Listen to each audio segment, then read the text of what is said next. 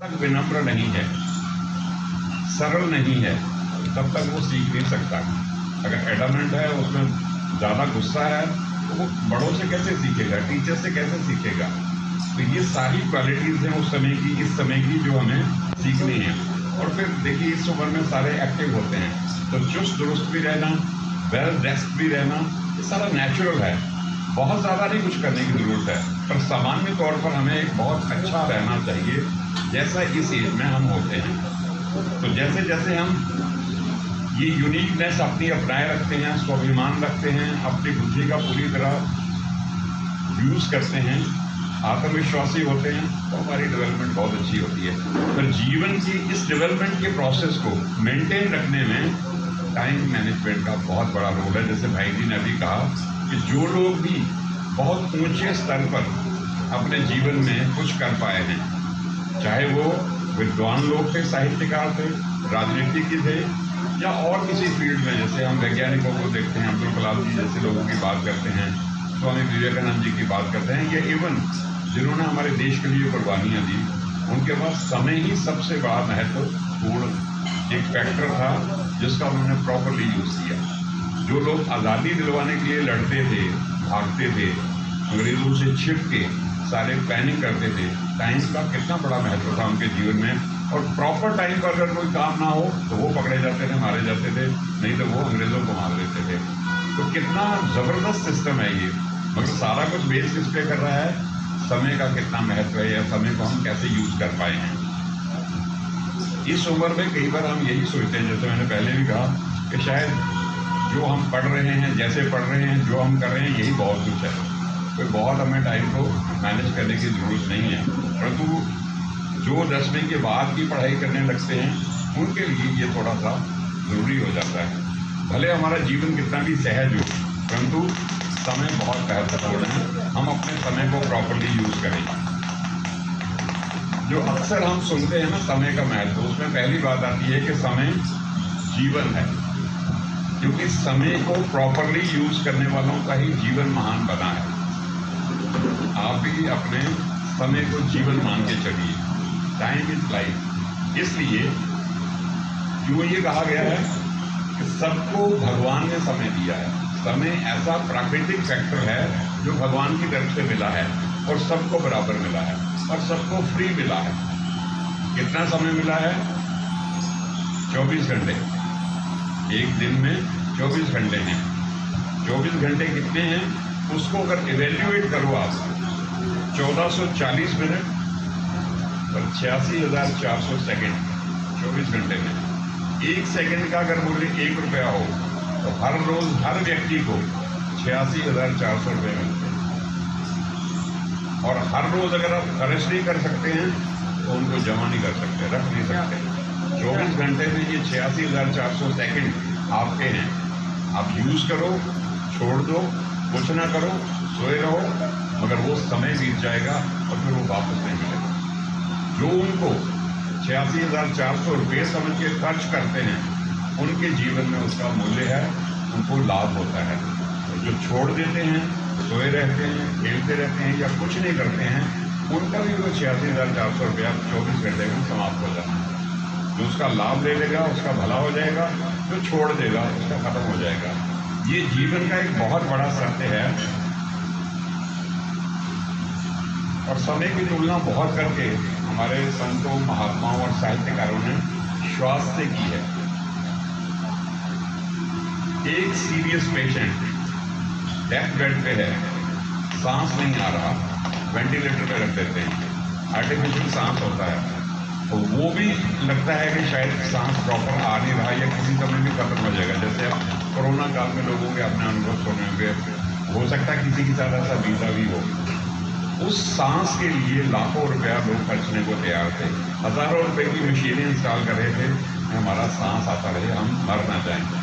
तो समय का महत्व श्वास से तुलना करके आप ले सकते हैं, ये बहुत ज़्यादा महत्वपूर्ण है। और उस समय इसकी वैल्यू है जब ऐसी क्रिटिकल कंडीशन हमारे सामने होती है। तो आप देख लीजिए हम अपने समय को कैसे वेस्ट कर रहे हैं। अगर हम समझते हैं कि समय बहुत मूल्यवान है और उस पर जितना यूज़ करेंगे उतना हमारा फ़ायदा होने वाला है, तभी हम इसके महत्व को पहचान सकते हैं।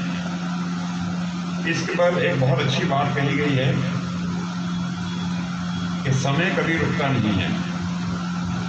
जैसे आपने ये मुहावरा सुना होगा अंग्रेजी का, time and tide waits for none. आप देख सकते हैं सागर में एक लहर आती है, आप खड़े हैं सागर के किनारे, देख रहे हैं लहरें आ रही हैं, और वो लहर कभी कभी इतनी बड़ी होती है कि किसी सागर में तैरने वाले जहाज या किश्ती को पलट सकती है। लहर एक जैसी सामान्य लगती है, कोई लहर आपको पानी के अंदर ले जाती है, कोई बाहर उठा के पटक देती है। और इसलिए कभी भी अपने टाइम को हम वेस्ट नहीं कर सकते। जो वेस्ट हो जाएगा वो कभी मिलने वाला नहीं है। हम इस ईश्वरीय विश्वविद्यालय से जुड़े हैं। आप में से कितने लोग हैं जो यहाँ से जुड़े हैं, यहाँ आते हैं, ये सुनते हैं इस ईश्वरीय ज्ञान को? Thank you. हम भी ये सारा कुछ पढ़ते सुनते हैं। भगवान के भी ये महावाक्य हैं कि बच्चे, सबसे बड़ी जो पूंजी आपको मिली है वो समय है। सबको मिली है और सबको फ्री मिली है। अब इस पूंजी को कौन कितना उपयोग कर रहा है, ये खजाना है एक प्रकार का। जैसे धन खजाना है, ऐसे समय भी खजाना है। मगर बहुत सारे दुनिया के लोग हैं जो इस खजाने को वेस्ट कर रहे हैं, उसमें हम भी शामिल हैं। जिसने जीवन को बनाया है उसने इस समय का मूल्य किया है, समय का सदुपयोग किया है, और जिसने इस खजाने को वेस्ट किया है वो अपने जीवन में साधारण रह जाता है। तो हम इस समय की शक्ति को कभी भी खोए नहीं, क्योंकि हम इसको सेव नहीं कर सकते, रोक नहीं सकते, कंट्रोल नहीं कर सकते। समय इतना बड़ा फैक्टर है कि आप इसको कुछ भी नहीं कर सकते। आपको समय के साथ एडजस्ट होना पड़ता है। आप समय का कुछ नहीं कर सकते। एक ऐसा नेचुरल फिनोमेना है जिसे आप कुछ नहीं कर सकते, आपको इसके साथ चलना पड़ता है, तब आप इसका लाभ ले सकते हैं। तो बहुत अच्छी बात किसी ने ये कही हुई है समय से संबंधित। आप चाहें तो उसको अपनी बुद्धि में या जैसे भी नोट करना चाहें कर सकते हैं कि स्नेह और समय ऐसी दो चीज़ें हैं जिन्हें आप सारे संसार में और सारा जीवन खर्च तो कर सकते हैं पर खरीद नहीं सकते। दोबारा बोलता हूँ, स्नेह और समय ऐसी दो चीज़ें हैं जिन्हें आप सारे संसार में सारा जीवन खर्च तो कर सकते हैं पर खरीद नहीं सकते। यानी एक बार जो समय मिलेगा, अब आप छोटे हैं मान लीजिए एज में, और घर में हैं, आपके साथ माता जी, पिताजी, दादा दादी होंगे, बहन भाई होंगे, और निकट संबंधी गली मोहल्ले वाले जो उस जहाँ आप रहते हैं उस परिवेश में आपके साथ हैं, सबका आपके प्रति एक शुभ भावना होती है, प्यार होता है, आपको अच्छा अच्छा विश करते हैं, बड़ा आनंद का जीवन होता है। ये फिर से नहीं मिलने वाला। जैसे जैसे आपका ये एज ग्रुप बदलता जाएगा, टाइम बदलता जाएगा, ये खत्म हो जाएगा। आप इसको एंजॉय कीजिए, इसको लीजिए भी, दीजिए भी, और इसको पास कीजिए और खुश रहिए, मजे से रहिए और आगे बढ़िए। पर जो ये चीज़ों को मिस कर देगा वो याद करेगा, दोबारा ये मिलता नहीं है। इसलिए जो जो भी चीज़ें जिस जिस समय पे हमें मिल रही हैं उसमें दो फैक्टर हैं, स्नेह और समय। ये मिल रहा है, इसको यूज़ कीजिए, बाद में ये मिलने वाला नहीं है। समय का दूसरा महत्व है, जैसे हमने पहले भी कहा कि दोबारा नहीं मिलता। इसमें 3-4 चीज़ों को अक्सर कहा जाता है। पुराने समय में हम तीर की बात करते थे, आज के समय में हम गोली की बात करते हैं। आप द्वारा कहे हुए शब्द एक बार आप बोलेंगे, दोबारा वो वापस नहीं आएंगे। आपने किसी को अच्छा बोल दिया या बुरा बोल दिया, अगर एक बार शब्द आपके मुख से निकल गए वो चले गए, इस वायुमंडल में फैल गए, उस व्यक्ति तक पहुंच गए जिसको आपने पहुंचाने चाहे थे।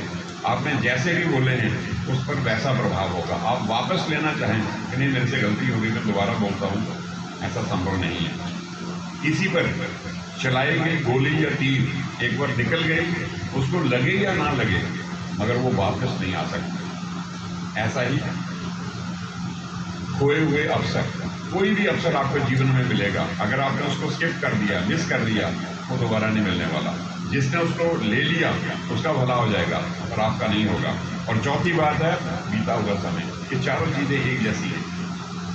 जो एक बार समय पास हो गया, खत्म हो गया। आपने कहीं जाना है, एग्जाम देना है, टेस्ट देना है, इंटरव्यू देना है, आपकी ट्रेन मिस हो गई, आप 1 मिनट लेट हो गए, आधा मिनट लेट हो गए, खत्म हो गया कि आप कुछ भी नहीं कर सकते। इसलिए हमें समय के साथ पंक्चुअली चलना पड़ता है। और ये 4 चीज़ें जैसे हैं ऐसे चारों चीज़ों में समय का भी मूल्य है और 4 इन चीज़ों का भी मूल्य है। जिन लोगों ने समय का महत्व समझा है वो जानते हैं कि समय कैसे हमें यूज़ करना चाहिए, समय पर भरोसा करना चाहिए।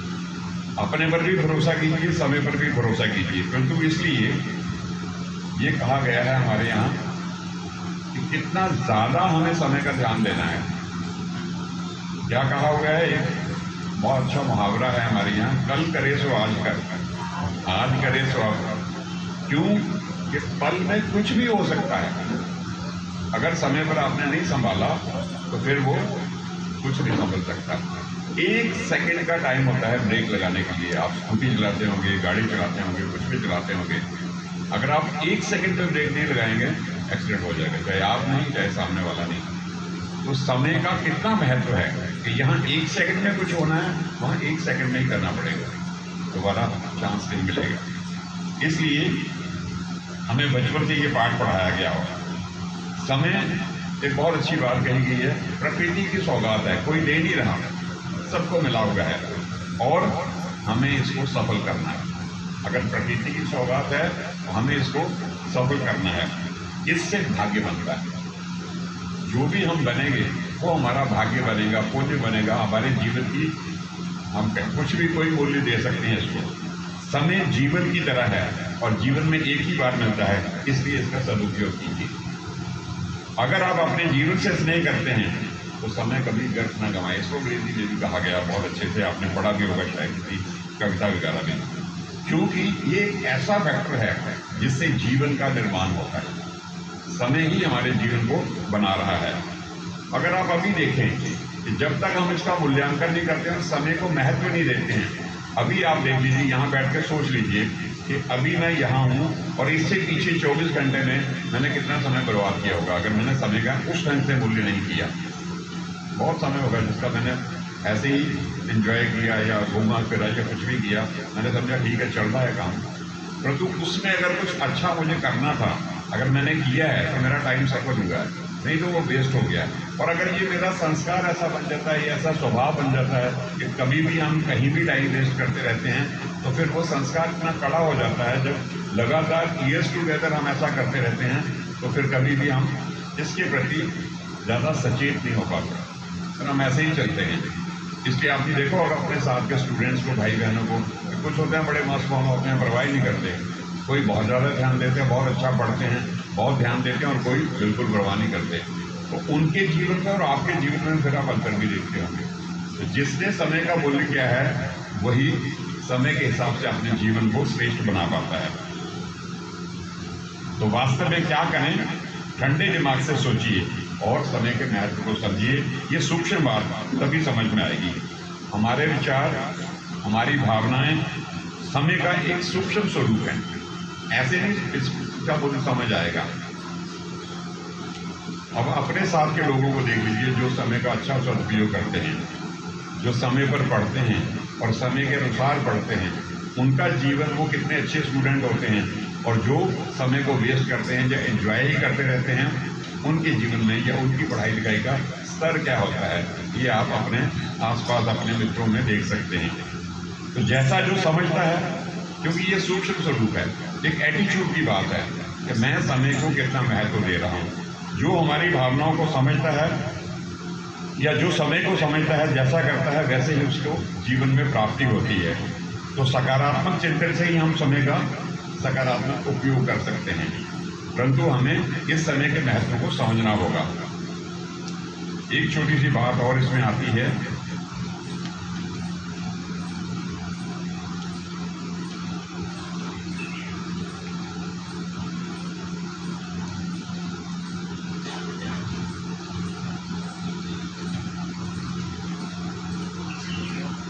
समय की एक विशेषता ये भी है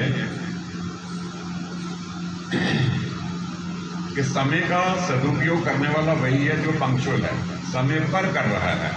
समय सबको मिला हुआ है, समय एज इट इज चल रहा है, यूनि डायरेक्शन, एक दिशा में, हम उसके साथ एडजस्ट होकर चल रहे हैं, तो हमें पंक्चुअल होना पड़ेगा। आप देखिए संसार में जितने भी काम अच्छे से हो रहे हैं, चाहे वो प्रकृति कर रही है या कोई मशीन कर रही है, उसमें सिस्टम ऐसा बना हुआ कि वो अपने टाइम पे काम करती रहती है। ऐसे ही प्रकृति काम करती है। जो भी प्राकृतिक रीति से काम होते हैं, जैसे हम देखते हैं ग्रह नक्षत्र काम कर रहे हैं, सूरज चांद सितारे सब अपनी अपनी दिशाओं में अपने अपने धुरी पर घूमना है, चलना है, जो करना है कर रहे हैं और टाइमली कर रहे हैं, एक्यूरेटली कर रहे हैं। इसलिए सारा संसार बहुत अच्छे से प्राकृतिक रीति से कार्य करता है।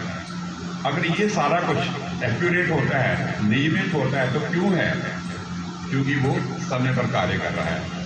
ऐसे ही जैसे ये प्राकृतिक संसाधन सारे समय पर कार्य करते हैं तो सारा कुछ एक्यूरेट होता है, सारे मौसम ठीक होते हैं, सारा जीवन हमारा उसके ऊपर प्रभावित होता है, उसके साथ चलता है।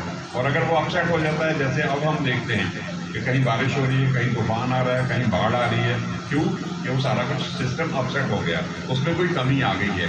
तो समय ऐसा प्रावधान है जिसके साथ चलने से हमारा भला होता है, और जो अपसेट हो जाए या हम उसको बिगाड़ देते हैं तो हमारे जीवन में प्रॉब्लम आती है। तो हमें क्या करना है? समय को सदुपयोग करना है, अनुकूल चलना है। समय के महत्व पर एक छोटी छोटी कहानियां आपने सुनी होगी। एक छोटी सी बात मैं आपको सुना रहा हूँ। जिन्होंने समय के महत्व को समझा, उन्होंने इसको कैसे यूज किया। सारे इतने कहेंगे कि नहीं होते हैं इस ढंग से कि वो समय का इतना महत्व समझे। एक स्टूडेंट था आपकी तरह और बहुत तेज था, कोई बहुत ज़्यादा एक्टिव होते हैं, एक्स्ट्रा ऑर्डिनरी होते हैं। तो वो एक गुरु के पास गया, एक संत के पास गया और उससे वो भगवान के बारे में दीक्षा लेना चाहता था। उसने कहा कि वो सीधा गुरु जी के यहाँ भी वो रहते थे, उनकी कुटिया में चला गया और उनको जाके ना झकझोर, वो अपना ध्यान में बैठे हुए थे, उनकी तो आंखें बंद थी। वो सीधा उनको पकड़ के, उनके कंधे को पकड़ के झकझोर के पूछता है कि गुरु जी आंखें खोलिए, मैं आपसे भगवान के बारे में जानना चाहता हूँ कि भगवान कौन है, क्या है, कैसा है, मुझे भी इसका ज्ञान चाहिए, मुझे फटाफट इसके बारे में समझाइए। तो गुरु जी की जैसे ही तंद्रा टूटती है, वो देखते हैं तो उनको बड़ा गुस्सा आता है कि ये कौन सा तरीका है इस प्रकार से भगवान के बारे में जानने का। तो वो उसको अच्छी तरह से डांटते फटकारते हैं कि तुम्हें समझ है, तुम्हें कोई मैनर्स हैं, तुम्हें कम से कम आना है तो किसी की परमिशन लो, फिर अंदर आओ, दंडवत प्रणाम करो, साथ परिक्रमा करके मेरे सामने झुको, फिर मेरे को रिक्वेस्ट करो कि गुरुजी मैं भगवान के विषय में जानना चाहता हूँ, आप मेरे पर कृपा करके मुझे ईश्वर का ज्ञान दीजिए या ईश्वर का परिचय दीजिए। तो ऐसे जानवरों की तरह आकर मुझे पढ़ के झकझोर रहे हो, ये कौन सा तरीका है? तो वो कहता है गुरुजी आप मुझे ये बताइए, ये जो इतना लंबा चौड़ा प्रोसेस आप बता रहे हैं, मैं ऐसे करूँ, परिक्रमा करूँ, फिर आपके सामने कोई चढ़ाऊँ, फिर माथा टेकूँ, इतनी देर में अगर मेरी मृत्यु हो जाएगी तो मुझे भगवान के बारे में कैसे मालूम पड़ेगा? क्या पता है किस क्षण मेरी या आपकी मृत्यु हो जाए, हम जान ही ना पाएंगे हमें करना क्या है। तो ये सारी फॉर्मेलिटी मैं बाद में करूँगा, पहले आप मुझे परिचय दीजिए।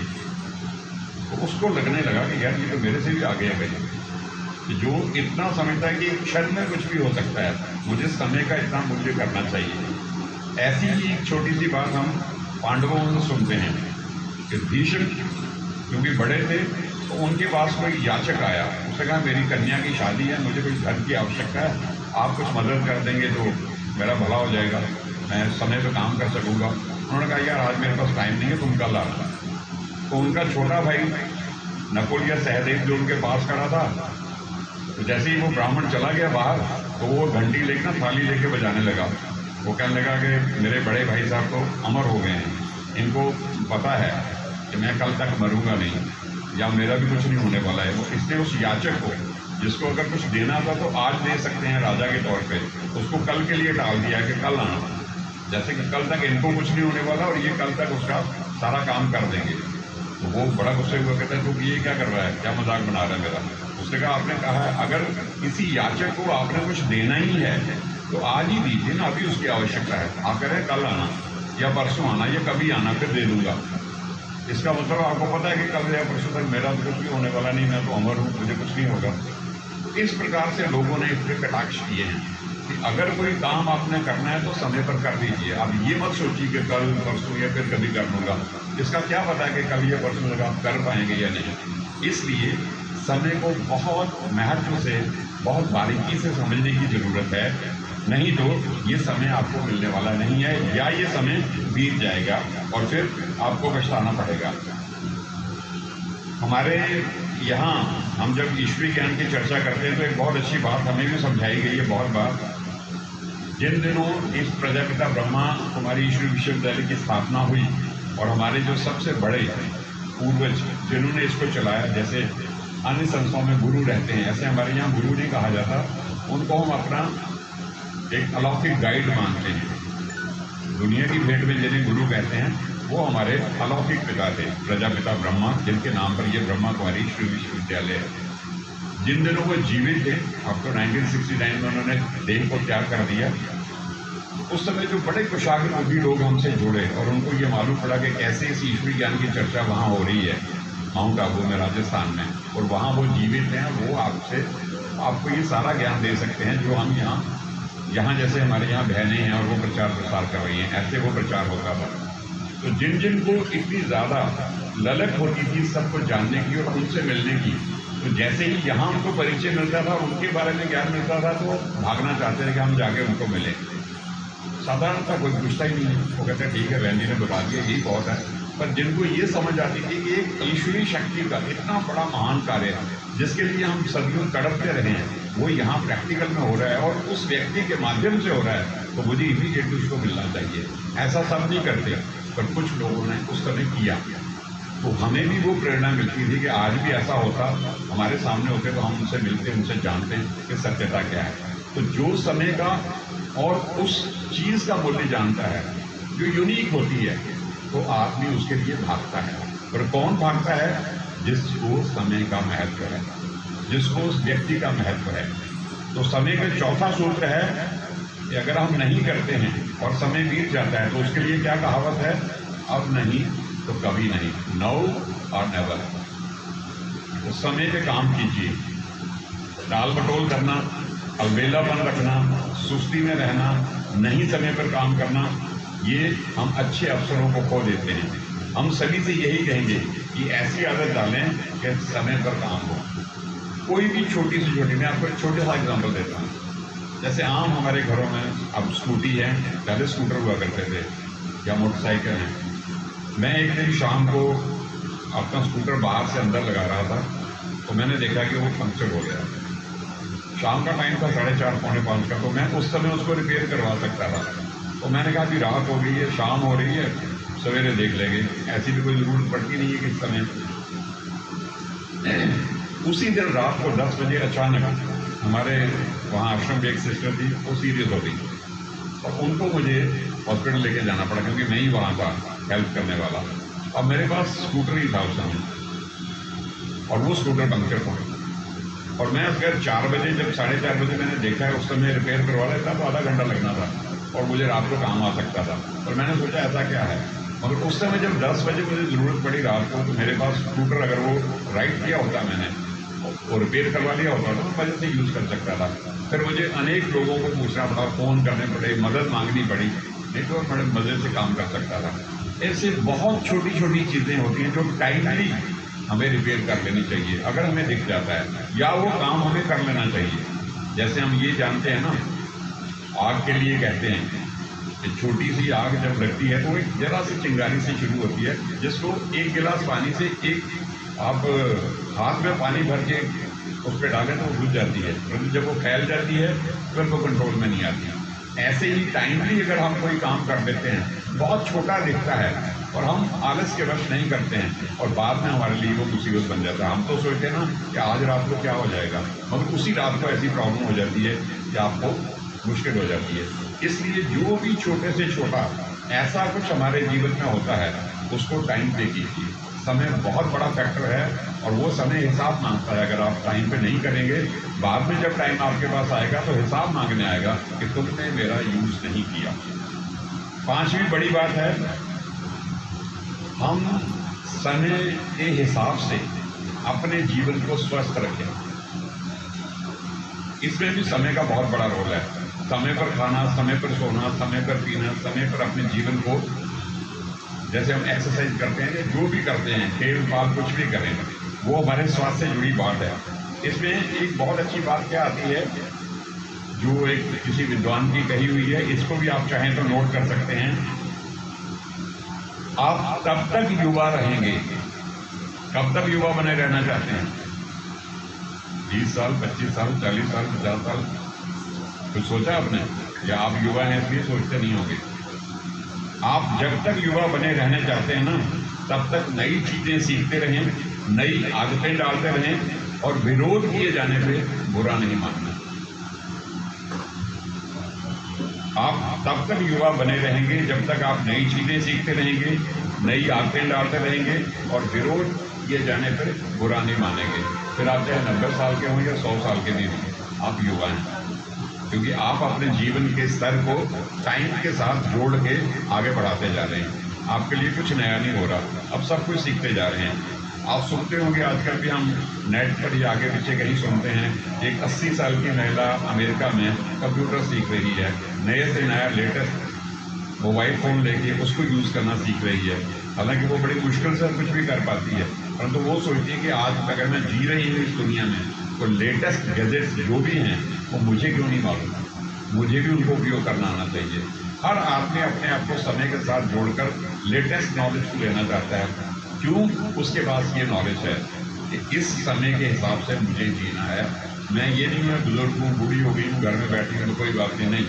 वो कहते हैं हम भी युवा हैं, हमें सब कुछ सीखना है, सब कुछ आगे बढ़ना है। तो ये समय का मूल्य है। समय की और एक और छोटी सी बात है जो कही गई है कि समय न्यायप्रिय राजा है, घावों को भरने वाला है और सभी को समान मिलता है। इसलिए हमें इन सारी महत्वपूर्ण बातों को जानकर समय का बहुत मूल्य करना चाहिए, समय का सदुपयोग करना चाहिए। और समय को ऐसा समझिए कि ये प्लेन है, एक जहाज है जो उड़ रहा है। दुख की बात इसमें क्या है, ये जहाज कभी रुकेगा नहीं और ये चलता जा रहा है और उड़ता जा रहा है। और सुख की बात क्या है कि इस समय के जहाज को, प्लेन को हम उड़ा रहे हैं। सबका जहाज उड़ रहा है, बहुत तेजी से उड़ रहा है, उड़ता चला जा रहा है, उसको आप कुछ नहीं कर सकते, उसका एक्सीडेंट भी होने वाला नहीं है। परंतु मजे की बात क्या है कि उसको हम कुछ भी नहीं कर पाते हैं। अगर उसका चाहें तो सदुपयोग कर सकते हैं, जैसे हर जहाज के साथ होता है, परंतु उसमें क्या होता है कि उड़ाने वाला कोई और होता है। और यहाँ मजे की बात है कि जो समय हमें मिल रहा है ये हमारा जहाज है, हम उड़ा रहे हैं। अब हमें देखना है कि हम अपने समय के जहाज को कैसे इस्तेमाल करते हैं। अगर हम चाहें तो अपने जीवन में इसको सफलतापूर्वक यूज़ कर सकते हैं, और अगर हम इसको उड़ने देंगे यूं ही तो वेस्ट हो जाएगा। आपको मालूम होना चाहिए कि जो पेट्रोल हम यूज़ करते हैं ना, सबसे महंगा पेट्रोल कौन सा होता है? जो जहाज में पड़ता है। बाकी सारे पेट्रोल अलग अलग रेशो में होते हैं, अलग स्तर में होते हैं, अलग नाम से होते हैं, उनकी टेक्निकल टर्म्स अलग हैं। परंतु हमारे वाला ये है कि सबसे फाइन होता है जो जहाज में पड़ता है और सबसे महंगा होता है। तो हम कितना कुछ वेस्ट कर रहे हैं अगर हम अपने जहाज को ऐसे ही उड़ने दे रहे हैं और उसका सदुपयोग नहीं कर रहे हैं। उड़ा हम रहे हैं, समय हमारे पास है, हमें मिला हुआ है, तो हम यूं ही उड़ाकर इसे नाश नहीं करेंगे। अब दो चार बातें मैं आपको भी याद दिला देता हूँ, ऐसे आपको मालूम भी है कि समय नष्ट क्यों होता है और कैसे होता है। पहली वस्तु है आज के जीवन में मोबाइल। हम उसका यूज करेंगे, हम कभी ये नहीं कहेंगे कि आज के जीवन में जीने वाला कोई भी व्यक्ति मोबाइल के बिना हो, क्योंकि मोबाइल का इतना बड़ा उपयोग है। परंतु इतना किस चीज़ के लिए? अब तो हर एक चीज़ मोबाइल पे हो रही है ना, हम कितना उसको यूज़ करेंगे। जो बहुत ज़्यादा यूज़ कर रहे हैं उनको प्रॉब्लम हो रही है, लड़ भी रहे हैं, मर भी रहे हैं और मरवा भी रहे हैं लोगों को सिर्फ मोबाइल के कारण। तो आप ये देखिए कि ये आधार है, ये साधन है, ये सब कुछ नहीं है। जो भी कार्य करें उसकी एक अच्छी योजना बनाएं, तब समय को सफल कर सकते हैं। चाहे वो पढ़ाई लिखाई है, खेल कूद है, संगीत है, कुछ भी आपको करना है अपने जीवन में आप आगे बढ़ने के लिए, योजना से कीजिए, बैलेंस बना के कीजिए। तीसरी चीज़, एक साथ अनेकों कार्य करना बहुत बड़ी योग्यता हो सकती है, पर सभी के लिए संभव नहीं है। इसलिए बहुत अच्छा हो एक समय में एक काम कीजिए, उसको पूरा कीजिए, फिर आगे चलिए। आप कई काम करिए, पर एट ए टाइम काम करने में कई बार हम फंस जाते हैं और कोई भी काम सफल नहीं होता। कार्य करते समय क्या होता है, कोई भी कार्य कर रहे हो आप, कितना छोटा हो कितना बड़ा हो, उसमें बहुत सारे लोग, कई बार घर में आप मान लीजिए आप एक झाड़ू लगा रहे हैं या पोछा लगा रहे हैं और 10 लोग घर में हैं, आपको आने जाने वाले कोई आपके संबंधी भी आ रहे हैं, आपके घर में मान लीजिए कोई प्रोग्राम है, आप जल्दी कर रहे थे कि उनके आने से पहले मैं ये काम छोटा सा निपटा देती हूँ, छोटा सा काम है झाड़ू या पोछा लगाने का, 10 संबंधी आपके एट ए टाइम आ जाते हैं और 10 आपको आते जाते विश करते हैं, कोई बात करने लग पड़ता है, कोई खड़ा हो जाता है, पूछने लगता है कि भाई आए हैं, आपका वो 2 मिनट का काम 20 मिनट का हो जाता है। आप उनको कहिए चलिए बैठिए मैं आ रही हूँ, चलिए बैठिए मैं आ रही हूँ, और अपना काम करते रहिए, तब आपका काम 2 मिनट में पूरा होने वाला है। अगर वो 10 लोग आपको डिस्टर्ब करते जाएंगे तो आपका वो 2 मिनट का काम 20 मिनट का हो जाता है। तो अपने काम को डिस्टर्बेंस ना होने दें अपने काम में। दूसरा है कि कई बार हमारे अंदर जो आत्मानुशासन होना चाहिए कि मुझे जो करना है, मुझे उसकी समझ है, कैसे करना है इसका पता है, कैसे इसको इस समय को यूज़ करना है वो पता है, तो उसका प्रॉपर उपयोग, उसमें थोड़ा सा हमें सशक्त होना चाहिए, ढीला नहीं होना चाहिए, नहीं तो लोग उसमें हमारे आत्मानुशासन को थोड़ा सा ढीला कर रखते हैं और हमारा काम जो है वो स्लो हो जाता है। छठी बात आती है इसमें कि हर कार्य में हाँ कह देना। कई बार कई काम हम नहीं कर सकते या हमें नहीं करने चाहिए, उसके लिए ना कहने की शक्ति प्लेनली कहिए। एक बार ना कहेंगे ना, एक बार आपको बुरा बनना पड़ेगा, पर सारी उम्र के लिए छुट्टी हो जाएगी। अगर आप एक बार आपने ढील कर दी, ना नहीं कहा, तो हर बार आपको उस मुसीबत में गुजरना पड़ेगा। और कईयों की आदत क्या होती है, हमारी भी थोड़ी बहुत ऐसी है कि हर काम को बहुत जल्दी जल्दी करना है, बहुत जल्दी, एक जल्दबाजी की आदत होती है। आप प्रॉपरली करिए, कैसे होना चाहिए, जल्दी होना चाहिए तो जल्दी करिए, पर हर काम को बहुत जल्दी करना है जिसको आसान करता हो। आप पानी ले रहे हैं ना किसी मटके से, तो जल्दी लेने वाला क्या करेगा ना, वो जब लेने लगेगा ना गिराएगा, और कई बार छोटी सी भूल के कारण या तो गिलास गिर जाएगा या पानी गिर जाएगा, या हो सकता है मटके को ही गिरा दे, क्योंकि वो जल्दी की आदत है। अगर वो प्यार से थोड़ा सहज ले तो वो इजी हो जाता है। ऐसे कोई बड़े से बड़ी बात भी हो सकती है और छोटे से छोटी बात भी हो सकती है। तो ये जल्दबाजी से बचें। क्या करें व कैसे करें, इसमें 2-4 बातें आती हैं। जो भी काम करना हो, जैसे टाइम की बात है, मैनेज करें, शेड्यूल बनाएं, सूची बनाएं, देखिए ये काम करने हैं। जब कोई काम करने होते हैं तो उसमें देखिए कोई बहुत जल्दी होता है, कोई थोड़ा आराम से होता है। जो लेटेस्ट है, जो आज ही होना है, जिसकी आज लास्ट डेट है, जो आज जिसकी हमें फी भरनी है, जब कुछ भी करना है, तो वो हमें सबसे पहले करना पड़ेगा। अगर सूची बनी होगी, हमें मालूम होगा, तभी तो कर पाएंगे ना, नहीं तो पता ही नहीं चलेगा। तो सूची बनाएं और समय की प्रायोरिटीज़ को देखें और उस ढंग से उन कामों को करें। अति आवश्यक पहले करें, उसके बाद काम आवश्यक करें। प्रत्येक दिवस में साप्ताहिक कार्यों को भी अलग अलग सूची हो, हर रोज़ कौन सा होने वाला है, हर सप्ताह में कौन सा होने वाला है, हर माह में कौन सा होने वाला है। या हमारी पढ़ाई में भी ऐसी जो चीज़ें जैसे जैसी आती हैं, उनको पहले से नोट कीजिए और उसको उसी ढंग से करने की कोशिश कीजिए। और जब कभी आपके पास फ्री समय होता है तो उसका सदुपयोग कीजिए, मनोरंजन में यूज़ कीजिए, अच्छा सकारात्मक यूज़ कीजिए, गलत नहीं कीजिए। क्योंकि बहुत बार क्या होता है कि जब समय होता है तो आदमी थोड़ा सा उदंड होने की कोशिश करता है, वो ना कीजिए। समय प्रबंधन की नई नई युक्तियाँ सीखिए कि पहले कंप्यूटर नहीं होते थे, मोबाइल नहीं होते थे, तो जीवन कुछ और था। अब ये सारी चीज़ें हैं कि इनसे इनके अनुकूल चलते हुए, इनको यूज़ करते हुए हम समय को कैसे सदुपयोग करेंगे। और जैसे पहले भी कहा, एक समय पर एक काम करना और क्षमता अनुसार करना। मैं किसी इतने बड़े काम को हाथ डाल देता हूँ जो मेरे से हो नहीं सकता, तो फिर क्या होगा। मुझे याद है, मैं एक छोटा सा एग्जाम्पल आपको दूंगा। मुझे शुरू से मशीनरी से ही काम करने की बड़ी आदत थी। कोई भी मशीन हो हम खोल लेते थे। पुराने टाइम पे आपने देखा होगा टेप रिकॉर्डर्स होते थे, कई किस्म के होते थे, बड़े बढ़िया भी होते थे, हल्के भी होते थे। तो शुरू से हम छोटी मोटी उनकी रिपेयर करते थे और आश्रम पे हमें इन चीज़ों को यूज़ करना पड़ता था। तो हमेशा से ये आदत थी कि कोई भी मशीनरी को खोल लेनी। अभी हम कंप्यूटर में जैसे करते हैं छोटा मोटा काम, किसी का सेल चेंज करना हो, किसी में कोई चीज़ डिस्क डालनी हो, किसी का कोई खोलना है तो कर लेते हैं। वो शुरू से आदत थी। एक बार किसी ने मुझे कहा ये टेप रिकॉर्डर हमारा चल नहीं रहा है, तो बहुत बढ़िया था और बहुत महंगा भी था, तो मैंने खोल दिया उसको। खोलने की आदत थी, अब खोल दिया तो वो बंद ही ना हो, रिपेयर को छोड़ दीजिए आप। रिपेयर तो मैंने थोड़ा बहुत किया जो मुझे आता था, मगर मुझे बंद करने के लिए 3 दिन लगे।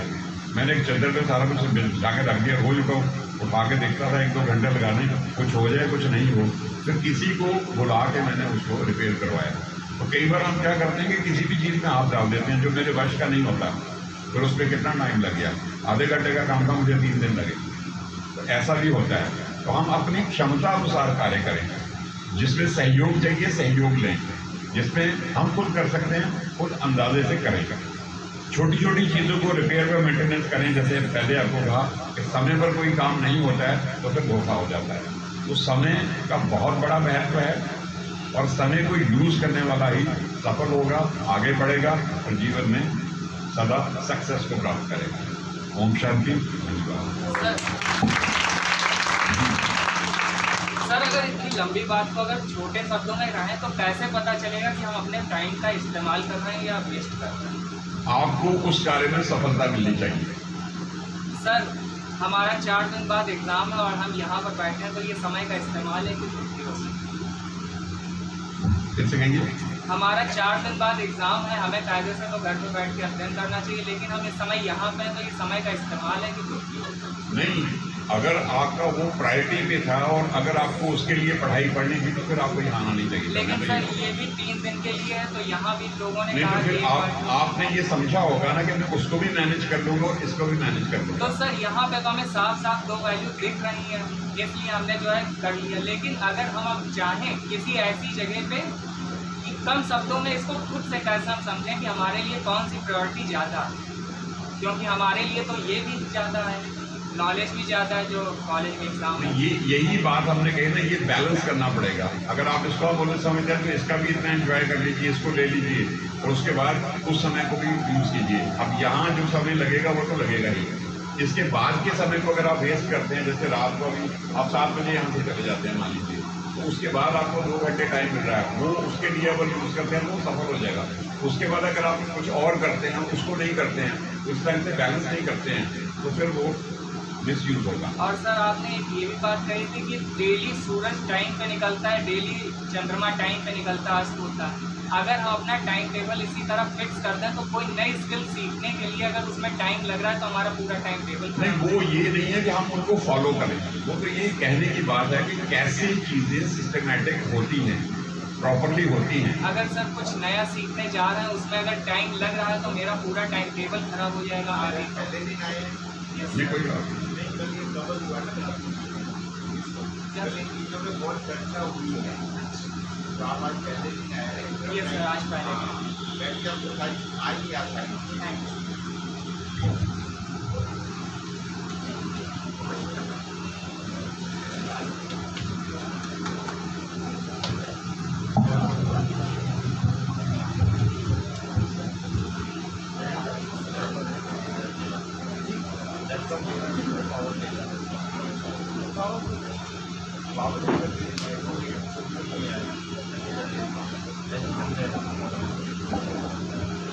ओम शांति।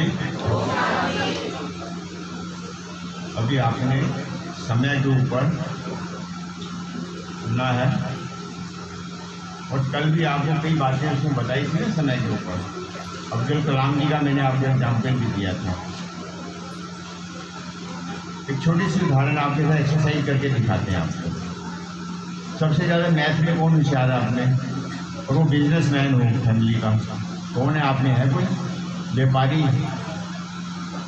परिवार से? कौन है? सब जॉब वाले हैं क्या? जिनके पेरेंट्स कोई दुकान कोई बिजनेस करते हैं? आप आ जाओ।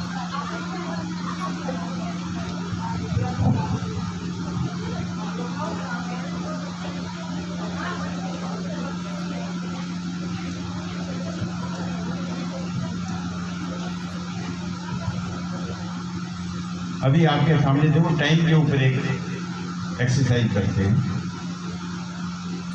जो भाई साहब ने पूछा है टाइम को हम कैसे यूज करेंगे, मेन मकसद ये है।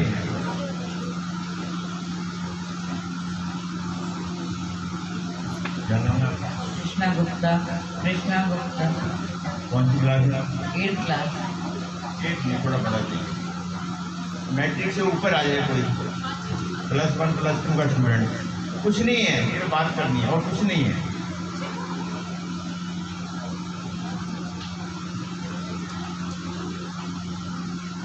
आपका नाम? आर्यन गुप्ता। आर्यन गुप्ता। फादर जॉब करते हैं? सर मैं बिजनेस करता हूँ। क्या बिजनेस थोड़ा बताओ। देखिए आपके सामने ये हमारे आर्यन गुप्ता जी हैं, इनका हमारा एक एग्रीमेंट हो रहा है कि मैं इनको 1 लाख रुपये हर रोज दूंगा। विजन बना रहे हैं अभी, मेरे पास तो 10 रुपये मुश्किल से होंगे अभी, परंतु चलो ज़्यादा से ज़्यादा 100-200 हज़ार रुपया होगा। इनको मैं 1 लाख रुपया एमओ हमारा साइन हो रहा है, 1 लाख रुपये इनको हर रोज दूंगा 1 महीने के लिए। उसकी कंडीशन क्या होगी कि टोटल वो फ्री है, उसके ऊपर कोई ब्याज नहीं है, कोई इंटरेस्ट नहीं है। कंडीशन केवल ये है कि जितना ये यूज करेंगे उतना इनका होगा, बाकी वो वापस मेरे खाते में शिफ्ट हो जाएगा। अगले दिन 1 लाख रुपये नया मिलेगा, यूज करेंगे वापस चलेगा, जो नहीं यूज किया जाएगा मेरे खाते में चले जाएगा। अब इनसे मैं एक प्रश्न पूछता हूँ कि आपको 1 लाख रुपया टोटल फ्री मिलने वाला है और इसकी कोई कंडीशन नहीं कि आपको कितना यूज करना है, 100% आप यूज कर सकते हैं, कोई ब्याज नहीं, कोई रुकावट नहीं, वो कुछ नहीं।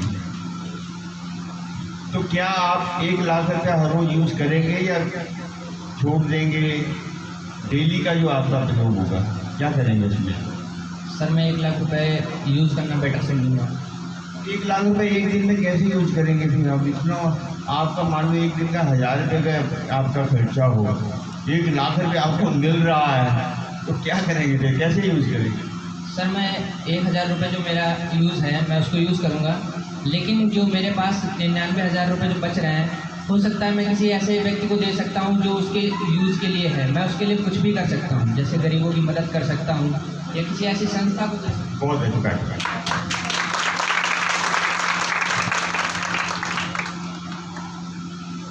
ये घटना मैंने इसलिए सुनाई, हमारे यूथ ने पूछा भी था समय का प्रयोग।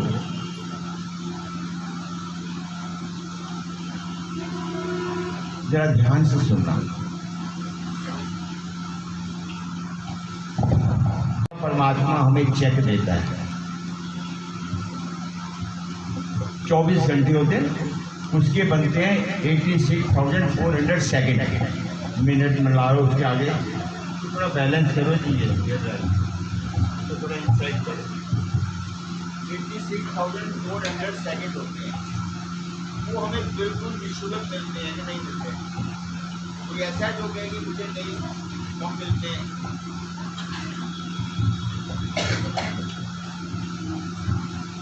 86,400 एक रिक्शा चालक को भी मिलते हैं और एक अरबपति को भी मिलते हैं।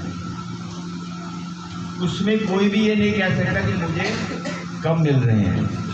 जिसने जैसा उसको यूज किया वो उसकी अपनी रिक्वायरमेंट है, किसी की नहीं है।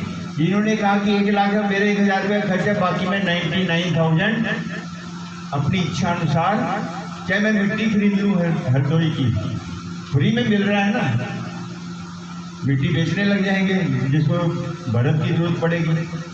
ये हमारी सोच है कि हमने अपने समय को कहाँ कैसे प्रयोग करना है। Nobody can interfere in time. आप खुद उसको यूज करेंगे, मिस यूज करेंगे, वो आपकी गलती होगी।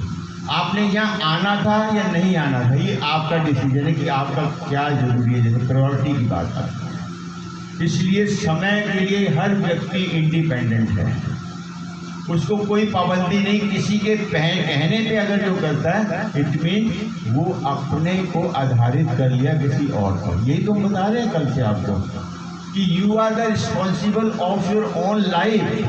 आपके माता पिता ने आपको संसार में भेज दिया है, आगे जीवन आपको बनाना है। वो एटीएम मशीन की तरह आपको पैसा दे देंगे, केयर करेंगे, परंतु रास्ता आपको चलकर अपने लक्ष्य को पाना होगा। और उसमें सबसे बड़ी पावर है टाइम मैनेजमेंट, समय। एक मछली पालने वाले का परिवार, बच्चा भारत का राष्ट्रपति बनता है, साइंटिस्ट बनता है। उसने अपने समय को स्कूल में जाकर अखबार भी बेचता था वो। इसलिए इस चीज़ को हमेशा माइंड में रखिए कि समय मेरा अपना पर्सनल धन है। अगर हम समय को धन की तरह प्रयोग करेंगे तो वैल्यू रखेंगे।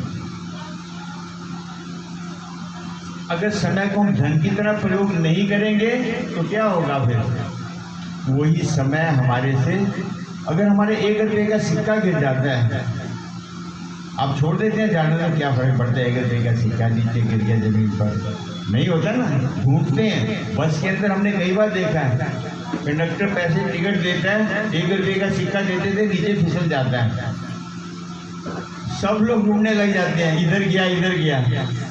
1 रुपये का सिक्का जिसका कुछ भी नहीं आता आजकल, कितनी वैल्यू है। ऐसे ही स्टूडेंट समय का सदुपयोग करना सीख जाएं। अगर आप ऐसा समय का सदुपयोग करना सीख जाएंगे तो आप अपने लक्ष्य को विनर बनेंगे। कल यही सिखा रहे थे कि हम विनर कैसे बन सकते हैं लाइफ में। इसलिए समय को अपने साथ मिलाकर चलें, यूज करना सीखें, तो हमारे जीवन के अंदर कभी भी रुकावट नहीं आए।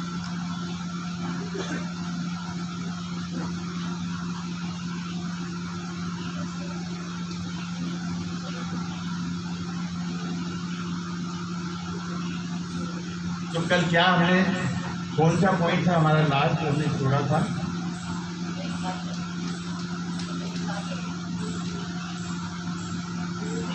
कौन सा पॉइंट छोड़ा था लास्ट करने का, याद है?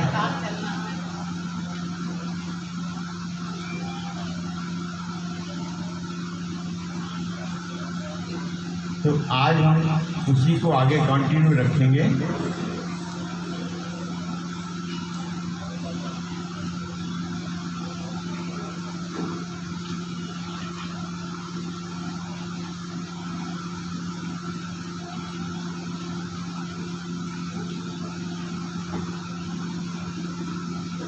आज आपका ये काम नहीं कर रहा, तो आज हमारा शुरू होता कि हम उसके साथ क्या अटैच करते हैं कि हम अपने सपनों को कैसे पूरा करें। कल क्या अटैच है ना, कल हमने सोचा कि हमारे सपने जो हमारे ड्रीम हैं, 2 तरह के ड्रीम्स होते हैं। एक हम बंद आंखों से देखते हैं, एक हम खुली आंखों से देखते हैं। बंद आंखों के सपने हमारे कंट्रोल में नहीं होते, परंतु खुली आंखों से सपने हम होशो हवास में देखते हैं। मुझे ये बनना है, मुझे ये करना है, मुझे ऐसा करना है। उन सपनों को हम पूरा कर सकते हैं, उसके ऊपर आज हम चर्चा करें कि हम अपने जीवन के लिए क्या बनना चाहते हैं, क्या पाना चाहते हैं, उसको कैसे भी पाना है। जैसे कल सेशन के बाद कई बच्चों ने पूछा कि मैं ये बनना चाहते हैं, ये करना चाहते हैं, पर उसमें क्या क्या रुकावटें आती हैं। आप ये कैसे सोच सकते हैं कि रुकावट आए ना?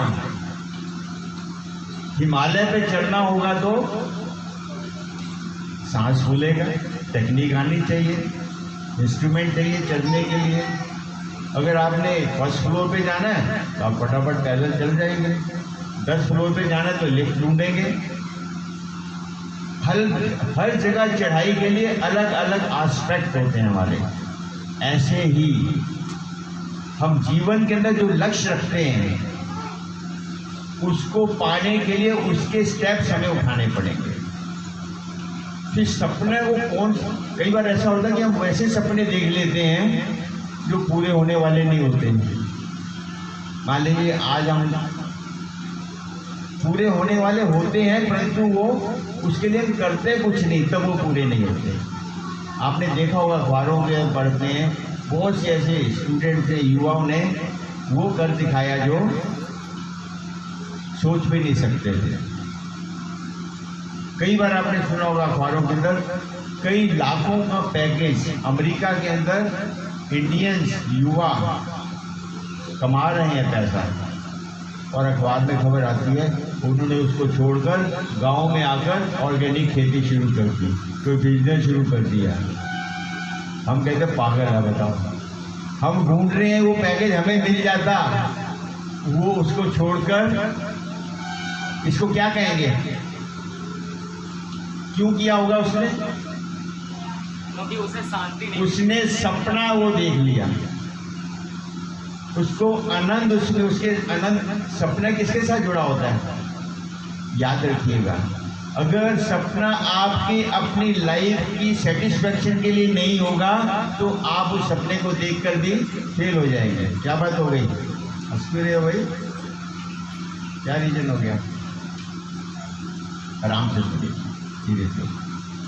तो कैसे हम अपने सपने को तभी पूरा कर सकते हो, हमारी खुशी के लिए भी हो।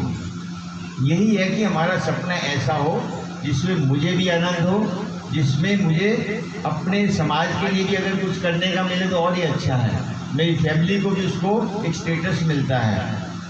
कई बार हमने देखा है कि एक बिल्कुल गरीब का बच्चा IIT में ज्वाइन कर गया, या कोई IAS के अंदर रैंक ले लिया, एक बड़े बड़े ऑफिसर का बच्चा नहीं ले सका, उसने ले लिया। कैसे ले लिया? उसकी कहानी सुनेंगे, पढ़ेंगे तो क्या होगा। कल मैंने क्या कहा था, आप हर रोज एक सक्सेस स्टोरी को पढ़ना शुरू कीजिए, कैसे वो लोगों ने अपने सपनों को पूरा किया, तो आपको मोटिवेशन मिलेगा कि वो कर सकते हैं तो मैं क्यों नहीं। ये चीज़ें हमें काउंट करती हैं, परंतु सपना को और सपने को हम कैसे अपने जीवन में अपनाएं, कि मेरा सपना कौन सा मेरे लिए सूट करता है, बात यहाँ आती है। इसके लिए हमें चिंतन की आवश्यकता पड़ती है। दुनिया के अंदर हर इंसान को कोई ना कोई रोल मिला हुआ है, वही हमारा सपना हो जाए तो वो अमिताभ बच्चन बन जाता है, अब्दुल कलाम बन जाता है, विवेकानंद बन जाता है, भगत सिंह बन जाता है। अगर हमारी वो रिक्वायरमेंट अगर हम उसको ढूंढ लेते हैं, उसके लिए हमें प्रयास करना पड़ता है कि मैं अपने जीवन में क्या पाना चाहता हूँ, क्या करूँ जिससे कि मैं एक फ्लोरिश हो जाऊँ। उसमें आपकी inner power outer power total 100% काम करने लग जाती है। तो आप बचपन से देखिए, आप कई सपने देखते हैं। क्रिकेटर को देखेंगे, थोड़ा क्रिकेट खेलते हैं, कहेंगे मैं शायद विराट कोहली की तरह बनूँ। कोई एक्टिंग लाइन के अंदर कलाकार होगा तो अपने उस लाइन के अंदर हाईएस्ट स्टेटस वाले को याद करेगा। तो गाना गाते समझता मैं मोहम्मद रफ़ी बन जाऊँ, आदि आदि। तो ये अंदर से बचपन से कई तरह के हम सपने देखते रहते हैं, तो सपना तो एक ही पूरा करना है, एक ही होगा लाइफ के लिए जिसे हम कहते हैं।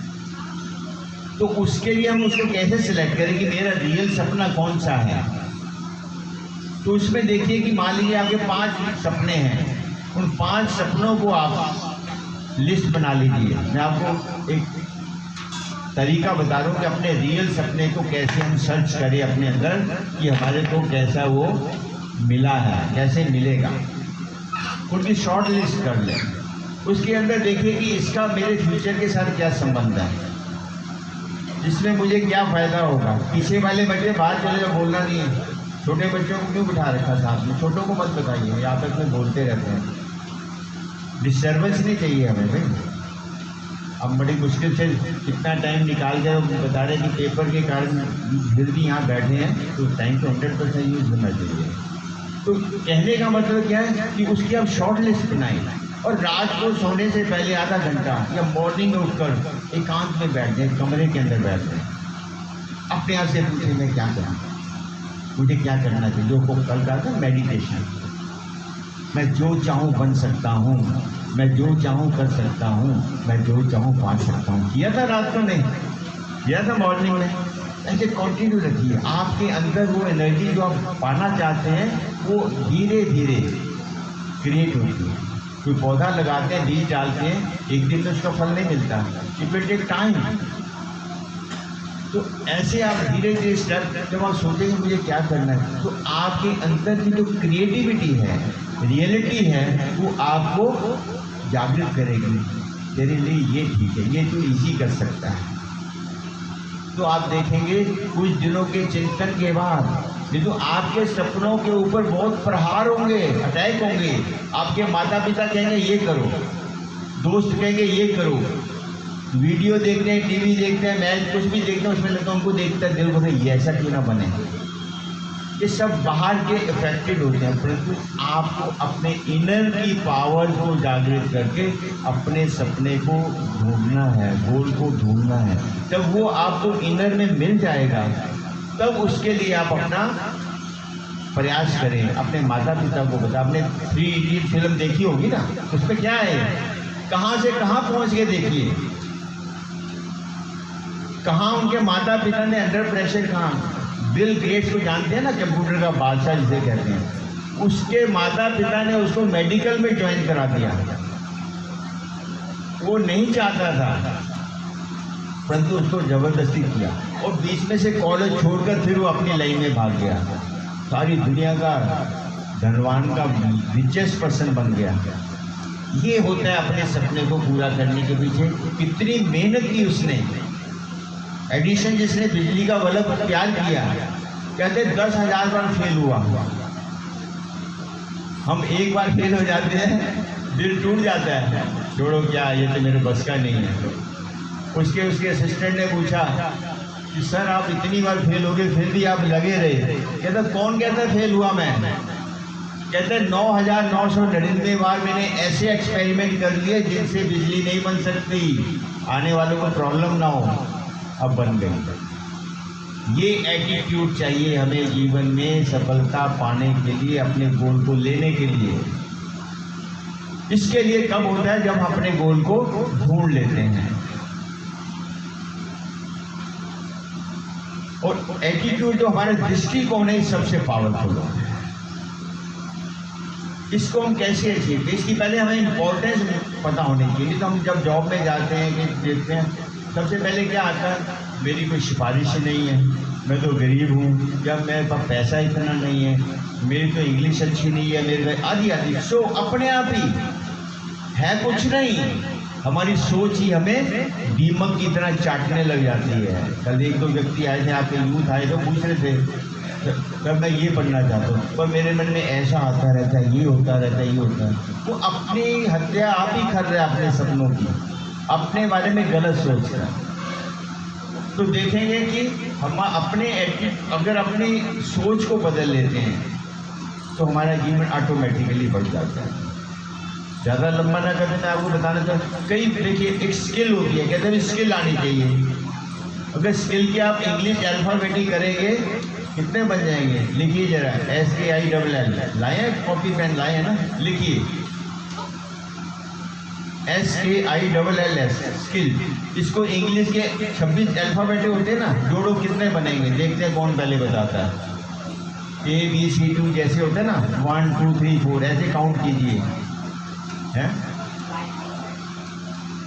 स्किल S के कितने नंबर हैं, 19, K के कितने नंबर हैं, 11, ऐसे बता रहा हूँ मैं।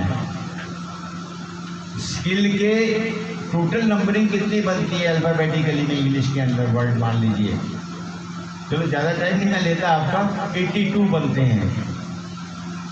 और दूसरा देखिए, कहते हमारा जो ज्ञान बहुत होना चाहिए, तब हम अपने लक्ष्य को पा सकते हैं। अगर KNOWLEDG वर्ड बनाते हैं तो उसके अगर अल्फाबेटिकली देखेंगे उसके 96 बनते हैं, 96% हो गया, मतलब सक्सेस के लिए 96%, स्किल के लिए 82% बन गया।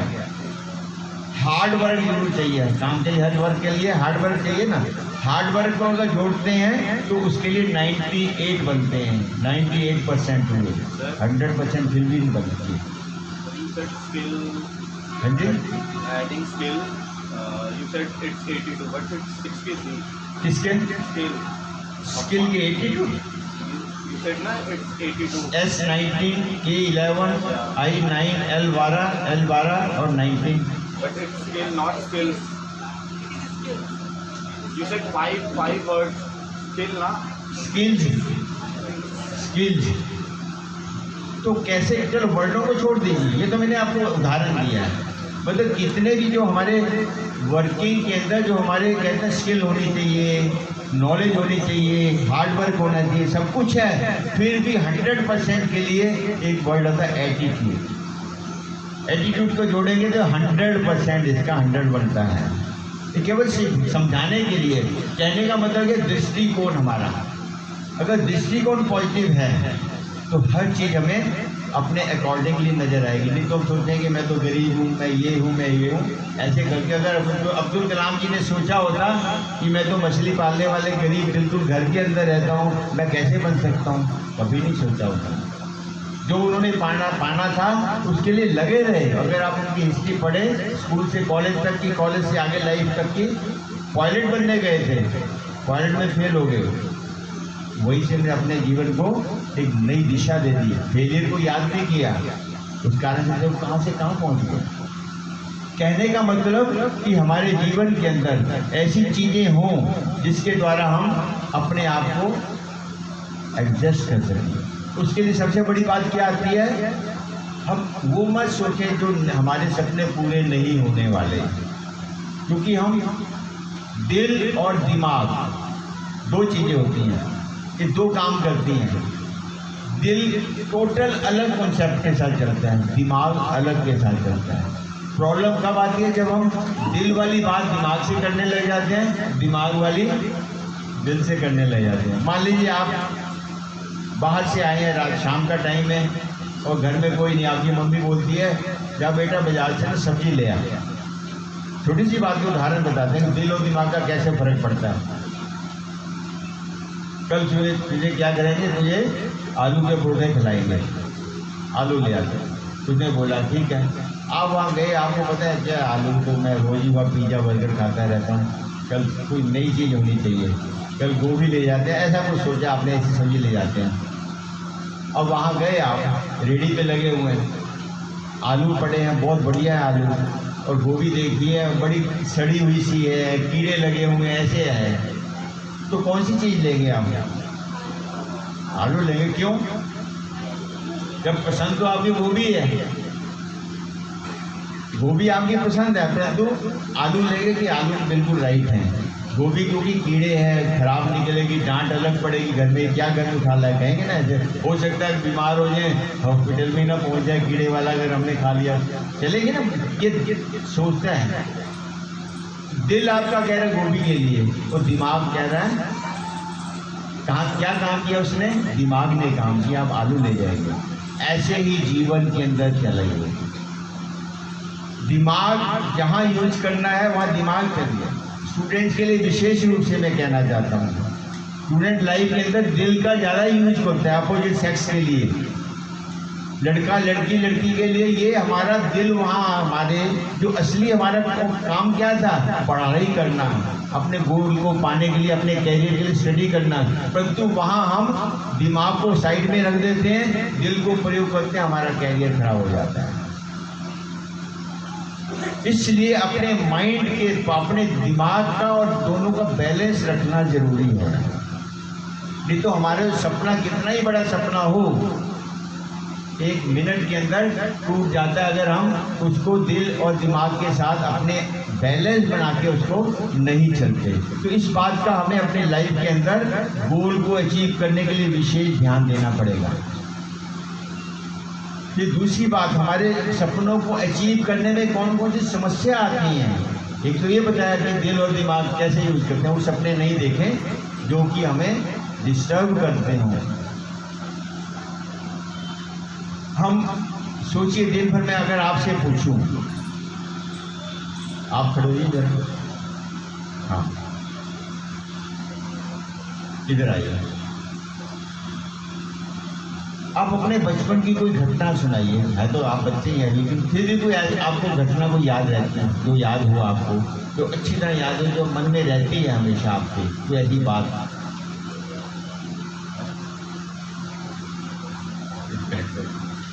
अब ऐसी घटना सुना भी नहीं सकते ना, सीक्रेट होगी तो कैसे पब्लिक के सामने सुनाएंगे, ये भी बात है। तो अक्सर कौन सी बातें याद होगी, नेगेटिव ज़्यादा होंगी ना, वो होंगी जो सबके सामने नहीं सुनाई जा सकती, ज़्यादा करके ही होगा। 90% 10% होगा, उसने मेरे को ऐसे किया था, उसने मुझे ऐसे, ऐसी बातें आपको ज़्यादा याद होंगी। यहाँ क्या रखा हुआ हमने, क्या है यहाँ, दिमाग है, दिमाग तो मुझे ही मालूम है, दिमाग के अंदर क्या रखा हुआ है, ये कचरा रखा हुआ है।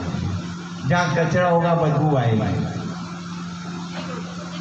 विज्ञान कहती है, रिसर्च कहती है, आप भी अपने यहाँ से कंपेयर करके देखिएगा, थोड़ा यूज है, थोड़ा हो सकता, थोड़ा एवरेज में डिस्टेंस हो। वो कहते हैं कि 80% इंसान के अंदर नेगेटिव और वेस्ट थॉट चलते हैं, और उसमें से 15% जो है बाकी जो हमारे जर्नल रूटीन के थॉट होते हैं, खाना पीना सोना काम काज करना पड़ना, ये जो हमारे विचार होते हैं, ये 15% चलते हैं रेगुलर। केवल 5% थॉट इंसान में पॉजिटिव चलते हैं, अच्छा सोचने के बारे में, अच्छी बात के लिए। और सोचिए 80% नेगेटिव और वेस्ट, 15% जर्नल और 5% पॉजिटिव। घर के अंदर अगर कचरा पड़ा हो तो हम क्या करते हैं, डस्टबिन के बाहर डाल देते हैं, डस्टबिन में डाल देते हैं। और नहीं तो घर के अंदर डस्टबिन रखा होता है ना, तो उसके अंदर कचरा डाल देते हैं और ऊपर से ढक्कन लगा देते हैं, बदबू बंद हो जाती है।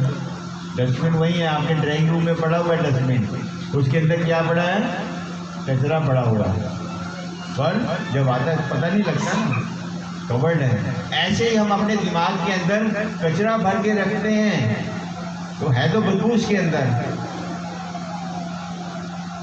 तो जब बदबू होगी, तो जब ढक्कन खोलेंगे तो बदबू आएगी ना। तो ऐसे ही हमारे माइंड के अंदर जो नेगेटिव थॉट्स हैं, गलत विचार हैं, वीक विचार हैं, वो हमारे ब्रेन को काम नहीं करने देते। जिस व्यक्ति के अंदर, फिर कई बार ऐसा भी देखा हमने, बहुत अच्छा सुंदर डस्टबिन होता है, बाजार से हम कौन सा डस्टबिन लाते हैं, सिंपल नहीं लाते, अगर ड्राइंग रूम में रखना है तो फूलों वाला ले आते हैं। कई बार टेडी बियर वगैरह जैसे जानवरों के फेस होते हैं, ऐसे बड़े फैंसी से मिलते हैं। ऑनलाइन देखिए कितने आपको फैंसी डस्टबिन मिलेंगे, वो घर में रखते हैं। आपके कुछ फ्रेंड आते हैं, जानकार आते हैं, सहेली आती है, कहते हैं अरे तुम कहाँ से लाई, डस्टबिन बहुत बढ़िया है, हमें बता, हम भी लेके आएंगे डस्टबिन तुम्हारे जैसा, हम भी लेके आएंगे। डस्टबिन में है क्या, तो हम भी ऐसे ही बन गए, हम एक डस्टबिन बने हुए हैं कि नहीं, बताइए। विज्ञान की रिसर्च कहते हैं 80% हमारे नेगेटिव और वेस्ट थॉट, नेगेटिव जो लोग कम होंगे, वेस्ट थॉट बिना मतलब के चल रहे हैं, इसका कोई लिंक नहीं है। और हम डस्टबिन है कि नहीं, बताइए कौन हो गए फिर हम। जब 80% नेगेटिव थॉट चल रहे हैं तो क्या बन गए हम, जब बोल नहीं रहे आप, डस्टबिन बन गए। और सुंदर डस्टबिन क्या, जब हम ऊपर से मेकअप कर लेते, अच्छे कपड़े पहन लेते, सुंदर डस्टबिन बन जाते। सड़कों पे कौन घूम रहे हैं, मूविंग डस्टबिन घूम रहे हैं। ये है आज हमारे व्यक्तिगत लाइफ का पिक्चर, दिस इज रियलिटी। 1-2% आप सोच सकते हैं, चलो नहीं हो सकते ऐसे, परंतु ये टोटल डाटा की बात करते हैं। तो इसको डस्टबिन को हम कैसे फ्लावर और पॉट बना देते हैं, वही कूड़ा करकट की खाद बनती है, खाद उसके अंदर डाल, पेड़ में डालते हैं, उससे गुलाब का फूल भी खिलता है। बस हमें ये करना है, सारा संसार डस्टबिन है, उसमें हम कुछ नहीं कर सकते, परंतु हम क्या कर सकते हैं, उसमें अपने गुलाब खिला सकते हैं, उसमें ही हमें अपना रास्ता ढूंढना होगा। ये मत सोचिए कि मैंने सपना देखा, मेरे में वो रुकावट आ गई, मेरे माता पिता रोक रहे हैं, मेरे को ऐसा हो रहा है, ये समस्या आ गई, पैसे की कमी नहीं, दे विल कम। उसमें ही मुझे अपने जीवन के फूलों को खिलाना है।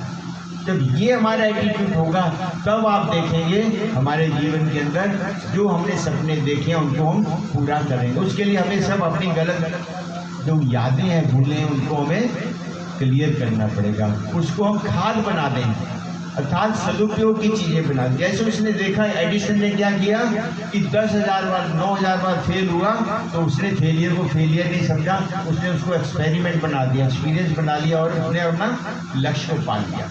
इस तरह से हम अपने जीवन को जब जीना शुरू करेंगे, तो हम अपने लक्ष्य की तरफ धीरे धीरे बढ़ेंगे, एकदम नहीं बढ़ेंगे।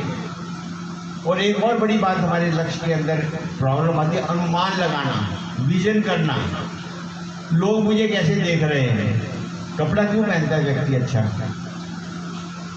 पहन लिया ठीक है, परंतु उसके अंदर मन में क्या क्रिएटिव होती है, फ्रेंड मुझे न्यू पिंच करे, मुबारक दे, मुझे याद है अपने कॉलेज की बात आपको शेयर करता हूँ।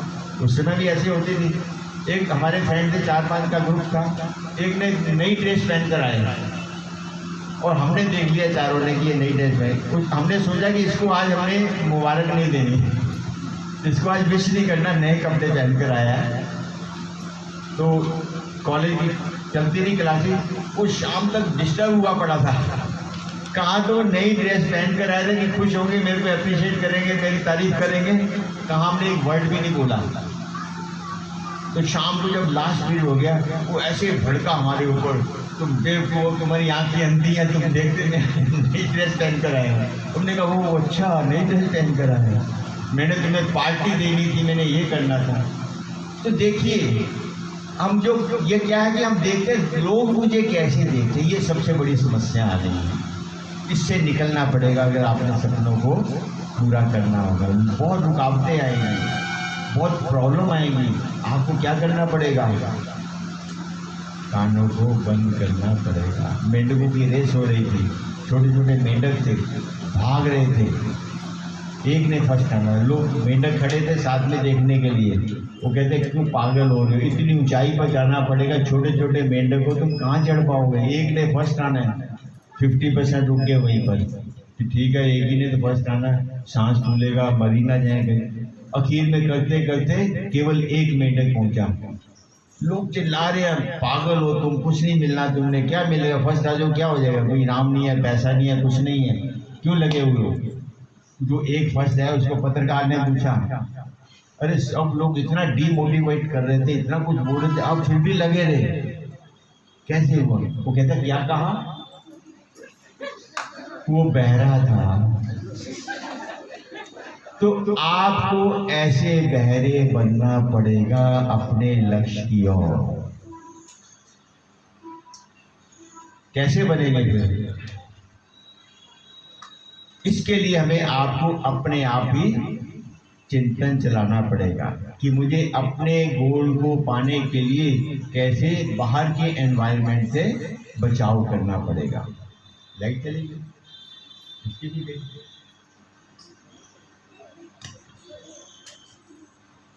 कोई नहीं, मैं ऑलरेडी सुना सकूँगा, आती है तो ठीक है। तो इसके बाद हमारे आते हैं कि हमें गोल को पाने के लिए और क्या रुकावटें आती हैं। वो आती है नशे की आदत, ड्रग्स। ये आज सबसे बड़ा भयंकर हमारे रास्ते के अंदर युवाओं के विशेष रूप से सबसे बड़ी बीमारी है, लग गई है। इसके अंतर्गत जो भी छोटी सी भी आदत किसी भी तरह की शुरू कहाँ से होती है? फ्रेंड सर्कल से होती है।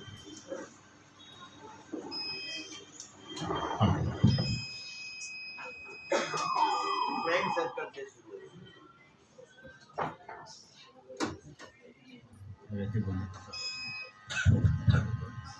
फ्रेंड सर्कल से शुरू। मैं उसके ऊपर पिछले 15-20 साल से काम कर रहा हूँ, युवाओं की नशों की समस्या के ऊपर, पंजाब के अंदर विशेष रूप से। आप जानते हैं पंजाब के बारे में सुनते रहते हैं। 99%, 95% लोग अपने फ्रेंड सर्कल के कारण शुरू होते हैं। बड़े सीधे साधे गांव के बच्चे होते हैं, शहरों में जाकर हाई फाई देखते हैं, ये है वो है। वो फ्रेंड शहर के लड़कों को आदत होती है पैसे निकलवाने की। जिम्मेदार का बेटा आ गया, धनवान है, आता ही गाड़ी में ही आ रहा है, कॉलेज में तो नेचुरली पैसे वाला होगा, उसको अपनी आदत डालकर अपने नशों की पूर्ति में लगा दिया। और जब लग गए तो कितने लाखों युवा, हजारों युवा अपने जीवन को बर्बाद कर ले। घर से आए थे डॉक्टर बनने के लिए, इंजीनियर बनने के लिए, पता नहीं क्या क्या ख्वाब देख कर आए थे, जाते वापिस जैसे हैं हॉस्पिटल से होकर जाते हैं, टोटल पैसा डिस्ट्रॉय कर लेते हैं। बड़े शहरों में तो लड़कियां भी उनसे भी ज़्यादा हो रही हैं आजकल। ये क्या है? हम सपने पूरे नहीं कर रहे। अगर किसी को ऐसी आदत अब भले आज नहीं है, ये मत समझना कि ये ऐसी बीमारियां कब नहीं लगेगी। इसके लिए हमें खुद को प्रयत्न करके अपने आप को बनाए रखना होगा लाइफ के अंदर। जब हम ऐसे लाइफ के अंदर बनाएंगे, संकल्प करेंगे क्या कि हमें अपने जीवन को इस बीमारी से कभी भी उस फ्रेंड के पास जाना ही नहीं है, चाहे कितना ही आपका क्लोज हो। 5% ऐसे थे लोग जिनके घरों के उनके अपने पिता से सीखा। फादर ड्रिंक करते हैं तो रोज देखता है, अब डर के हमारे पिता के सामने तो पी नहीं सकता। जब अकेला बाहर पीजी में रहने लग गए, बाहर गए, ट्रेनिंग पर गए, इंस्टीट्यूट में गए, तो वहाँ पर इंडिपेंडेंट फ्रेंड तो होते ही हैं, चलो भी ठीक है आज एक पैग लगा लेते हैं, और वो एक पैग सारे जीवन को पी जाता है।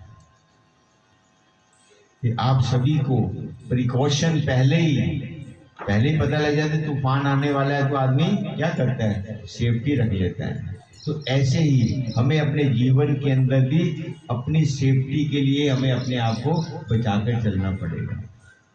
नेक्स्ट बात सपनों को पूरा करने के लिए जो सबसे बड़ी युवाओं में आती है वो है कि पढ़ाई काल में हम पढ़ने के लिए आए हैं, एंजॉयमेंट के लिए नहीं आए।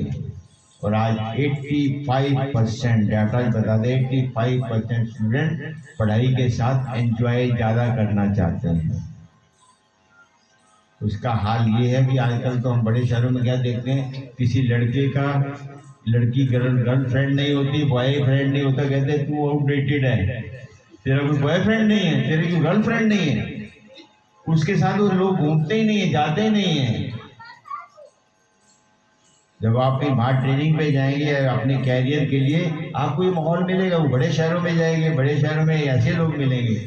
परंतु ध्यान रखिएगा एक बात, ये जो 6 साल 7 साल आपके कैरियर के हैं, ये 6 साल, कल भी मैंने शॉर्ट में बताया था, 6 साल अगर आपने हार्ड वर्क, स्मार्ट वर्क अपने कंसंट्रेशन से कर दिए, पूरे कर दिए, आप जीवन भर आने वाले 60 साल एंजॉय करेंगे।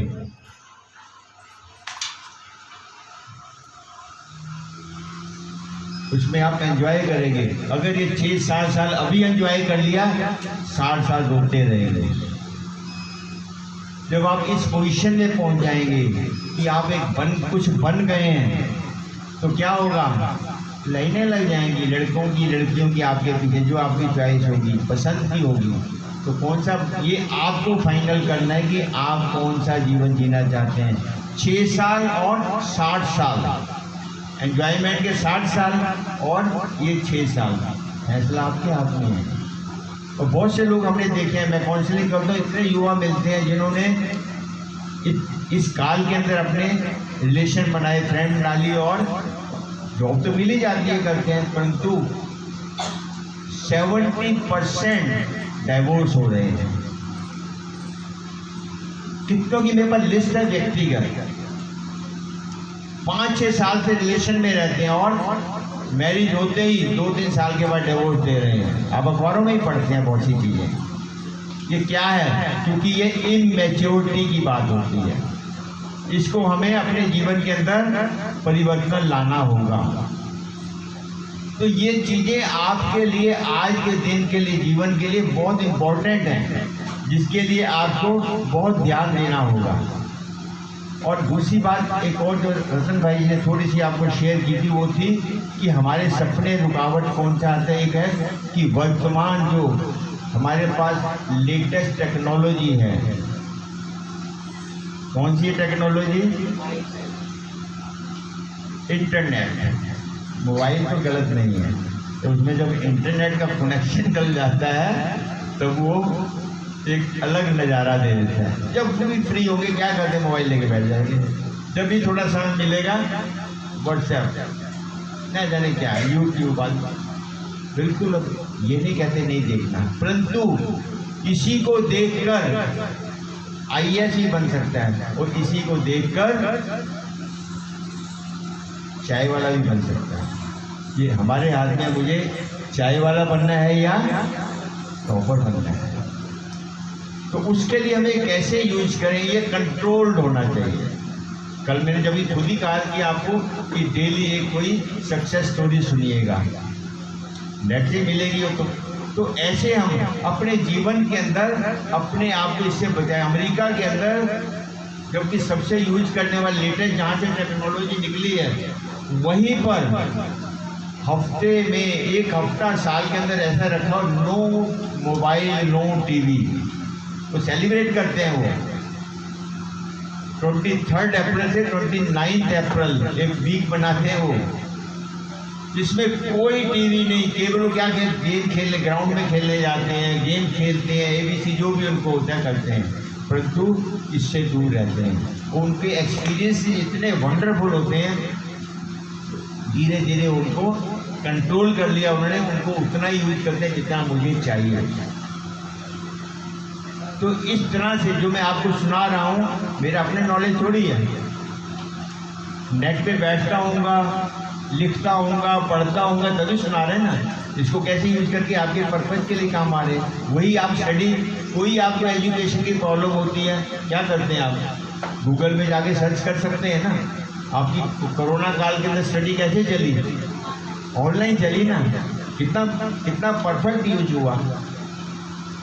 मुझे याद है कि 2 साल के अंदर मैंने हजारों युवाओं को ऑनलाइन ही काउंसलिंग की, जबकि इतना नहीं, प्रैक्टिकल में इतना नहीं हो पाती थी, परंतु ऑनलाइन इकट्ठे 5-5, 7-7 का ग्रुप आ जाता है, जो इकट्ठे डिस्कशन हो जाती थी। इसको यूज करना हमारे पास आना चाहिए। जब यूज करना आ जाएगा तो क्या होगा, जो हमारे, इसका कारण क्या, जो हमारे अंदर है ना वही हम करते हैं। ये विशेष ध्यान, हमने अंदर क्या भरना है, डस्टबिन को निकालना होगा, कचरे को निकालना, उसको मिनिमाइज करते हैं। जो चीज़ें आपको डिस्टर्ब कर रही हैं कैरियर के अंदर, गोल के अंदर, उसको कम करिए। चाहे वो आपका दोस्त हो, भले कोई दोस्त नहीं होता आज के ज़माने में, तो कोई लाखों में कोई एक ऐसा नहीं होता। तो इसलिए अब पिक एंड चूज, आपको क्या किस व्यक्ति से मिलना है, क्योंकि कैरियर की बात है, ये जीवन की बात है। जब उसको आप माइंड के अंदर रखेंगे, आपको सब चीज़ें छोटी नजर आएगा, जो अंदर होगा वही बाहर निकलेगा ना। एक व्यक्ति था, पब्लिक बैठी, मतलब लोग घर के अंदर गेस्ट आए हुए थे, कॉफ़ी का कप लेकर आ रहे थे, अचानक ठोकर लग गई, कॉफ़ी गिर गई शर्ट के ऊपर। वो बोलने लगे, जो सर्वेंट थे जो देने आया था, उसको डांट डली कि भी ये ऐसे हो गया, ये क्या करे, तो ये चाय नहीं देनी आती, ऐसे बोल देते हैं जैसे। और जिसके ऊपर गिरी थी वो क्या बोलता है, कहता भी क्यों डांट लगाते हैं, ठोकर लग गई उसकी, कप गिर गया, जो कप में था वही गिरेगा ना, वही गिरा ना मेरे ऊपर। ऐसे ही हमारे इस कप के अंदर जो भरा वही बाहर निकल रहा है ना। तो हमेशा ध्यान रखिए मेरी सोच कैसी चल रही है। अगर गलत चल रही है, नेगेटिव चल रही है, वेस्ट चल रही है, समझ लो यहाँ कचरा भरा हुआ है, उसको निकाल दीजिए। ये आपके जीवन को कभी सफल नहीं होने देगा, जितना मर्जी आप बड़ा सपना देख लें। अगर यहाँ कचरा भरा हुआ है, नेगेटिविटी भरी हुई है, जो बातें आपको बताई है मैंने, वो हमें कभी सफल नहीं होने देगी। कल एक बच्चा यही पूछ रहा था, मेरे माइंड में ऐसे ऐसे चलता रहता है, पता नहीं क्या चलता रहता है। इसका रिजल्ट क्या है? सफाई तो अपने आप ही घर की करनी पड़ेगी। दूसरा थोड़ी हमारे घर की भी सफाई करेगा, अपने आप करना पड़ेगा। मेरे रूम को, मेरी बुक्स को, सब कुछ ठीक करना पड़ेगा। तो ऐसे इस चीज़ को हमें विशेष ध्यान रखना है। और अगली बात क्या आती है, ये हमेशा याद रखना, ये सबसे बड़ी आज समस्या बनती जा रही है, वो है बदला लेने की भावना। किसी ने कुछ कह दिया, मौका ढूंढते कब इसको मैं जवाब दूँ, कब इसका बदला लूँ, उसके लिए प्लान बनाते रहेंगे, सोचते रहेंगे हाँ उस समय वो आएगा ना, उसको मैं ऐसे बोलूँगा, ऐसे बोलूँगा। कितनी एनर्जी हम उसमें वेस्ट कर देते हैं। ये एनर्जी वेस्ट करने का टाइम नहीं है। इस चीज़ को आप हमेशा ध्यान रखिए। जहाँ आपकी एनर्जी वेस्ट टाइम हो गए तो समझ लीजिए एक टैंकी होती है, बहुत बड़ी टैंकी है, उसमें छोटा सा पेन लगा दिया किसी ने, थोड़ा थोड़ा पानी निकल रहा है। वो कहते हैं क्या फ़र्क पड़ता है, थोड़ा सा पानी, इतनी बड़ी टैंकी है, थोड़े से पानी, इसमें क्या फ़र्क पड़ेगा? फ़र्क पड़ेगा कि नहीं पड़ेगा? एक दिन में नहीं तो कम से कम 10 दिन में टैंकी तो खाली होगी ही होगी ना। छोटा सा पेन, ये छोटी सी आदत बदला लेने की भावना अंदर प्लान करती है, कितनी एनर्जी है। इसको कभी पनपने मत दीजिए, उसको वही फैसला कर दीजिए या छोड़ दीजिए। अगर आपके पावर नहीं है कुछ कहने की, छोड़ दिए, माफ़ कर दिए, फॉरगेट एंड फॉरगिव। मौका आएगा तो कर ले, परंतु अभी आपको वो समय नहीं है। पेपर हॉल के अंदर कुछ भी मन के अंदर आता है, कोई भी बात होती है, ध्यान जाता है कहीं। 3 घंटे का पेपर है, पेपर कर रहे हैं, उसमें कुछ भी हो तो आप कुछ नहीं सोचते, केवल क्वेश्चन को समाधान करने के लिए सोचते हैं ना। ऐसे ही कि अपने 6, 7, 8 साल जो आपकी कैरियर की, इसलिए मेरा पेपर हॉल है, इससे पास होकर मुझे भविष्य का मेरा निर्माण होने वाला है, तो आप इसके अंदर कोई भी वेस्ट चीज को नहीं होने देंगे और अपने जीवन को सदा आगे बढ़ाते रहेंगे। और किसी की युवा काल माना नो चिंता, वरी लेस बन जाइए। केवल वरी कीजिए, कौन सी? पॉजिटिव वरी, कि मुझे ये बनना है। उसकी चिंता कीजिए कि मुझे अपने लक्ष्य को पाना है, तो क्या करूँगा। आज भी मैं कम से कम मॉर्निंग में 4 से 5 बजे 10-15 यूथ को जगाता हूँ रिंग मारकर। कोई कहाँ है, कोई हैदराबाद में, कहीं कहाँ बैठे रहते हैं। इसलिए उन्होंने बोला सर हमारी सुबह आँख नहीं खुलती पढ़ाई के लिए, आप थोड़ी हेल्प करो। 15 दिन तक उनको मैं हेल्प करता हूँ, रिंग मारता हूँ, हेलो हाय होती है, गुड मॉर्निंग होती है, उसके बाद 10 मिनट के बाद दोबारा करता हूँ, कहीं कुंभकर्ण दोबारा ना बन गया हो, दोबारा ना सो गया, हेलो हाय करके फिर सो जाते हैं ना। होती है अलग, युवा काल की नींद ऐसी होती है। 15 मिनट के बाद फिर दोबारा करता हूँ, सर मैं वो फिर वीडियो दिखा दे, सर मैं पढ़ रहा हूँ या पढ़ रही हूँ, दिखा देते हैं, ऐसे कर रहे हैं। 15 दिन के बाद मैं उनको बोलते हैं अब मैं तुम्हारा नौकर नहीं हूँ कि तुम्हें सारी बात तुम्हें रिंग मार दूँगा, 15 दिन तुमने मुझे रिंग मारनी है, देखने के लिए तुम्हारी आदत बन गई या नहीं बन गई। 15 दिन के बाद आदत बन जाती है, कहना ही नहीं पड़ता।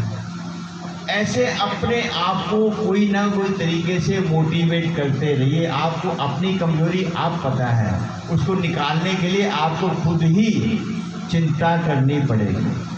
कभी कंफ्यूज मत होइए, कभी डिस्ट्रेस ना होइए, कभी वरी नहीं कीजिए। युवा माना नो वरी, युवा माना नो चिंता। काहे के लिए? माँ बाप बैठे चिंता के लिए, टीचर बैठा पढ़ाने के लिए। आपको तो केवल लक्ष्य को पाना है, गोल को पाना है।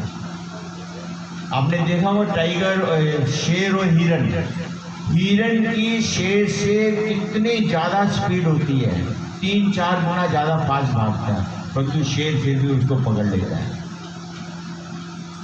बताइए कैसे पकड़ता होगा? एक इतना तेज दौड़ने वाला हिरन शेर के कब्जे में आ जाता है, जबकि उसकी स्पीड उसके आसपास भी नहीं होती। शेर नहीं पकड़ता, हिरन खुद पकड़वाता है अपने आप को। क्यों? जब वो भागता है उसके मन में आता है शेर लग गया पीछे, अब तो मैं गया। पीछे घूम के देखता है और थोड़ा पीछे घूमा, माना स्पीड कम हो गई, शेर और नजदीक हो गई। ऐसे करते करते उसको, ऐसे ही हमारा युवा काल होता है। अगर हम कोई लक्ष्य को सोचते हैं चिंताओं से, फियर से, न जाने क्या क्या सोचते रहते, तो हमारी स्पीड कम होती है, हम अपने लक्ष्य से भटक जाते हैं। हमेशा ध्यान रखिए, गोल सामने है। अपने अभिनव बिंद्रा का नाम सुना?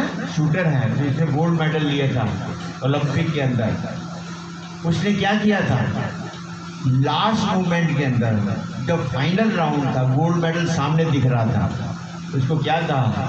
जब वो ब्रेक के लिए गए, अचानक क्या हुआ? किसी ने उसके टारगेट को हिला दिया, क्योंकि टारगेट में पहले उनको टाइम मिलता है, उसके बीच में टाइम नहीं मिलता। उसके बाद तो कंटिन्यू राउंड चलते रहते हैं। लास्ट राउंड में 5-7 थे कंपटीटर और गोल्ड मेडल सामने दिख रहा है, तो जब वो वापस आया लास्ट मोमेंट के अंदर, उसने देखा कि मेरा टारगेट किसी ने हिला दिया जानबूझकर, ताकि गोल्ड मेडल, उसको शक था कि ये ले जाएगा, हिला दिया।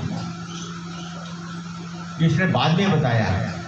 तो उसने वो जो 2-3 मिनट शायद मिलते हैं उसमें, उतने मिनट के अंदर ही उसने अपना जो इतना लंबा टाइम उसको सेट करने में लगता था, उसने उसी में सेट किया, उसी में निशाना मारा और वो गोल्ड विनर लिया। कैसे किया था? उसको सामने गोल्ड मेडल दिख रहा है, उसने सब कुछ बोल दिया कि मेरा टारगेट खराब हो गया, अब क्या हो, सांस नहीं फूला उसका, तो घबराहट नहीं हुई, उसने उसी समय को मैनेज करके गोल्ड मेडल लिया। ऐसे ही जीवन में भी कई बार ऐसी घटनाएं घटेंगी, घबराना नहीं, कॉन्फिडेंस रखेंगे, सामने गोल होगा तो हम उसको अचीव कर सकते हैं। ये हमारा एटीट्यूड होगा, तब हम अपने जीवन के अंदर कभी भी अपनी कमजोरी को कभी मत सोचें, मैं ऐसा हूँ, मैं ऐसा हूँ। कल जो युवा मिले थे, मेरे साथ ऐसा है, मेरे साथ ये हो रहा है, ये एक पॉइजन है, जहर है जो हम खुद खा रहे हैं, कोई नहीं खिला रहा। मैं गरीब हूँ, खुद पॉइजन, खुद कहा गरीब, किसी ने नहीं कहा, खुद कहा। मैं पास कर लूँगा, मैं क्लियर कर लूँगा, किसने खिलाया पॉइजन, खुद ही खा रहे हैं। अभी किया नहीं है पर पहले सोचकर खुद ही डिस्टर्ब हो रहे हैं। इससे बाहर आ जाओ।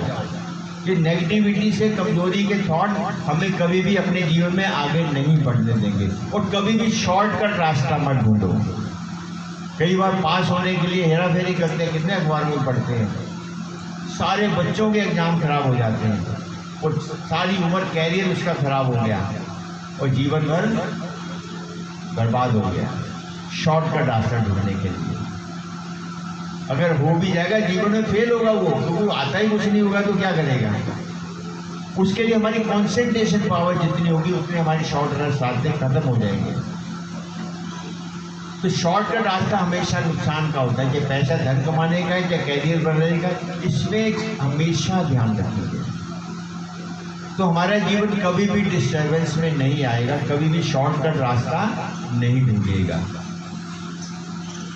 और हमें सक्सेस होना है, अपने गोल को पाना है। कोई पहले व्यक्ति नहीं है, दुनिया में लाखों व्यक्ति ऐसे हैं जिन्होंने अपने गोल को और सर्कमस्टांसिस में पाया। जितने भी साइंटिस्ट हुए हैं ये सब पढ़े लिखे नहीं थे, बहुत साधारण थे, और उन्होंने क्या क्या रिसर्च की अपनी हिम्मत से, अपने सपने को पे।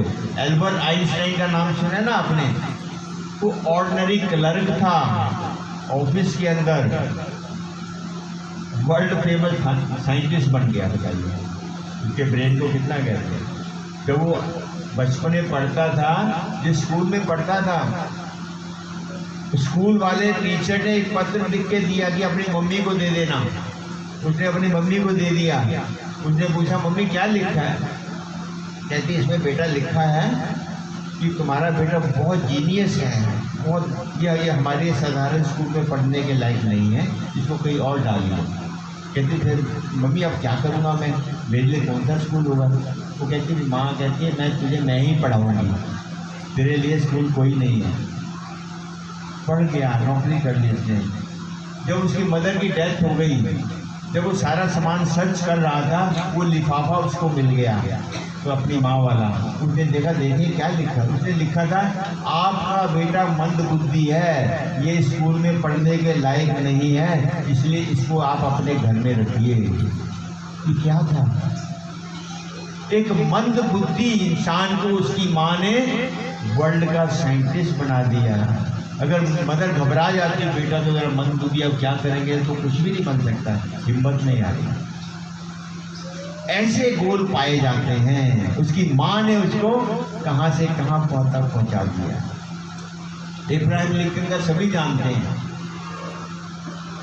एक किसान का बेटा था, दुनिया के अंदर मतलब जीवन के अंदर हमेशा फेल रहा हो, बिजनेस में फेल, पढ़ाई में फेल, वकालत में फेल, मैरिज में फेल, दूसरी मैरिज में फेल, हर चीज में फेल हुआ, पॉलिटिशियन में फेल।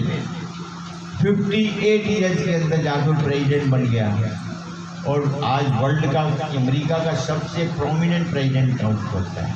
अगर कहता मैं हार गया, फेल हो गया, मेरी मैरिज फेल होगी तो क्या हो, कोई बन सकता था वो? नहीं, हार नहीं मानी। इतने नाम लिखे पड़े अगर हम देखेंगे दुनिया के अंदर, तो एक से एक बढ़कर। कल मैंने आपको उदाहरण बताया था अमिताभ बच्चन का, क्या था वो, उसकी आवाज़ भी ऐड कर दिया ऑल इंडिया रेडियो में, और उसी आवाज़ के ऊपर वो आज क्या से क्या बन गया। आप देखेंगे इतने लोग हैं जो कि भारत का MS ओबराय एक क्लर्क रहा है, वर्ल्ड के अंदर टॉप का वो 5 स्टार होटल का मालिक है। कितने सीरीज है उसके होटलों के, कैसे बन गया, सपना देखा। टाटा बिरला जो हम देखते हैं, ये इन्होंने कहाँ से, पेट्रोल पंप से कहाँ, आप सब जानते हैं उन बातों को, तो नहीं मैं आपको बताना दे। कहने का मतलब ये, इसलिए मैंने कहा था आप सक्सेस स्टोरी पढ़िए। जब आप पढ़ेंगे तो लगेगा कि अरे उनसे तो मैं अच्छा हूँ, मेरे पेरेंट्स अच्छे हैं, पढ़ा रहे हैं, सब कुछ है, तो मैं क्यों नहीं कर सकता। तो इसलिए इस चीज़ को हमें अपने जीवन के अंदर क्या करना है, अंधेरे को मत कोसिए। अंधेरा हो तो क्या करेंगे आप, आपको जाना है, अंधेरा है, डर लग रहा है, तो क्या करेंगे, टॉर्च लेंगे, कैंडल लेंगे, कुछ तो लेंगे ना रोशनी को पार करने के लिए। बस ये करना है। इस संसार में अंधेरा आपको नजर आएगा, आपको लगेगा मेरे कोई सहयोग देने वाला नहीं है, कोई हेल्पर नहीं है। आपको अपनी रोशनी आप बनना पड़ेगा। हम जम्मू के अंदर में MBA कॉलेज के अंदर गए थे, वहाँ गोल सेटिंग के ऊपर चल रहा था। एक लड़की ने खड़े होकर पूछा, कहती सर आपने जो बातें बताई बहुत बढ़िया है, अच्छा है, हम भी ऐसे करें। तो तू है कि हम किसको देखें आगे, किसको देखकर बने। उनके प्रिंसिपल मेरे साथ बैठे थे। मैंने उनको पूछा सर आपका स्टूडेंट आपको अपना आइडियल नहीं मान रहा, अब बताइए कौन सा आपके पास है जो उसको देखकर बच्ची जो है अपने कैरियर को मोटिवेट हो। कुछ नहीं बोले। मैंने कहा कोई बात नहीं। मैंने कहा आपके पेरेंट्स आपके, कहती मेरे पेरेंट्स मेरे आइडियल नहीं है, मेरे सपोर्टर हैं, हेल्पर हैं, जो मैं चाहती हूँ पूरी मुझको मोटिवेट करते हैं, पर मैं आइडियल किसको बनाऊँ, कैसे बनाऊँ। मैंने कहा अगर आपको नज़र नहीं आता कोई, आप अपना आइडियल खुद बन जाओ। मैं कहा अब्दुल कलाम जी की कहानी पढ़ो, आप बुक पढ़ना, उसको बदल देंगे। उनका कोई आइडियल नहीं था, वो खुद ही आइडियल बन गया, लाखों युवाओं के आइडियल बन गए। तो इसलिए अपने आइडियल खुद बने। जिस लाइन को आप बनना चाहते हैं वो 100% आपका प्योर आइडियल होगा। तो उसके लिए हमें खुद को, किसी को दोष नहीं दें, परिवार को दोष नहीं दें, माता पिता को दोष दें, किसी को दोष नहीं दीजिए कि उसके कारण ऐसा हो रहा है। ये हम अपनी कमजोरी को काउंट करते हैं।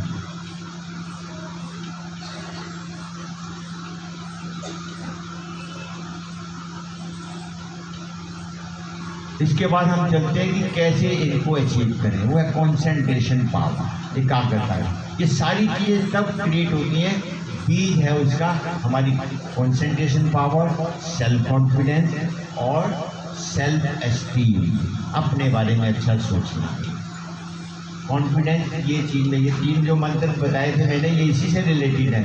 मैं जो चाहूँ बन सकता हूँ, मतलब हमारा सेल्फ एस्टीम हो कि मैं अच्छा सोच रहा हूँ अपने बारे में।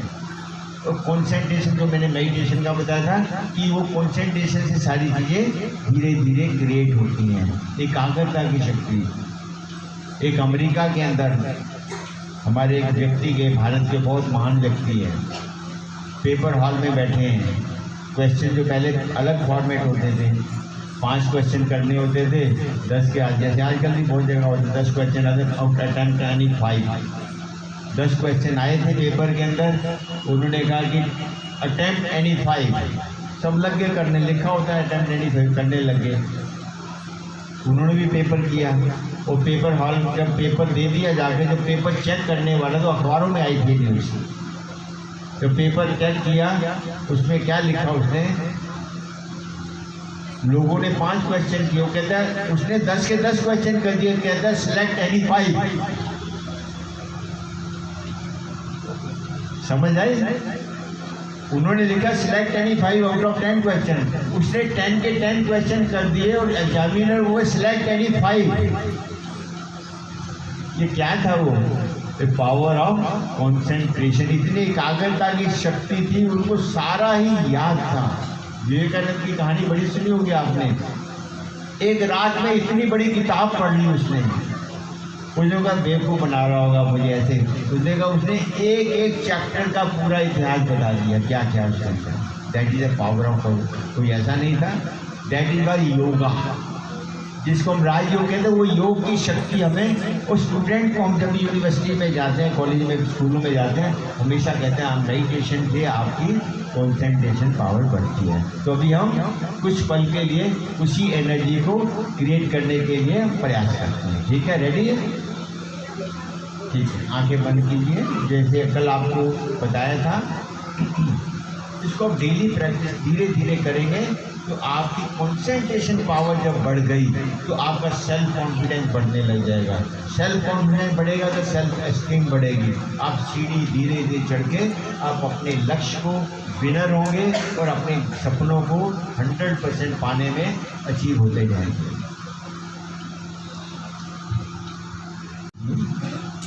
5 बार लंबा सांस लें और फिर धीरे धीरे छोड़ें। एक लंबा सा सांस लें, फिर धीरे से छोड़ें। लंबा सा सांस लें, धीरे धीरे छोड़ें।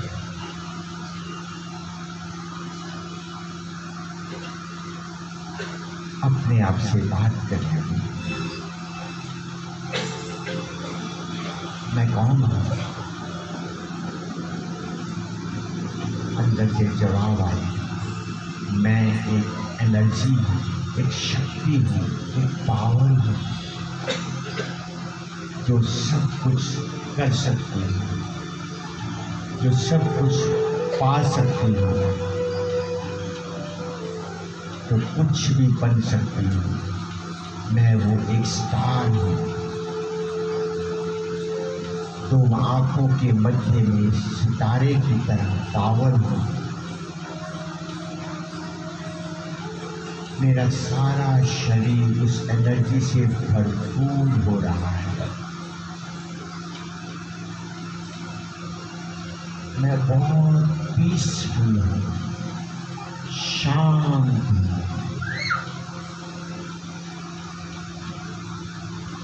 ऐसी शांति जिससे मुझे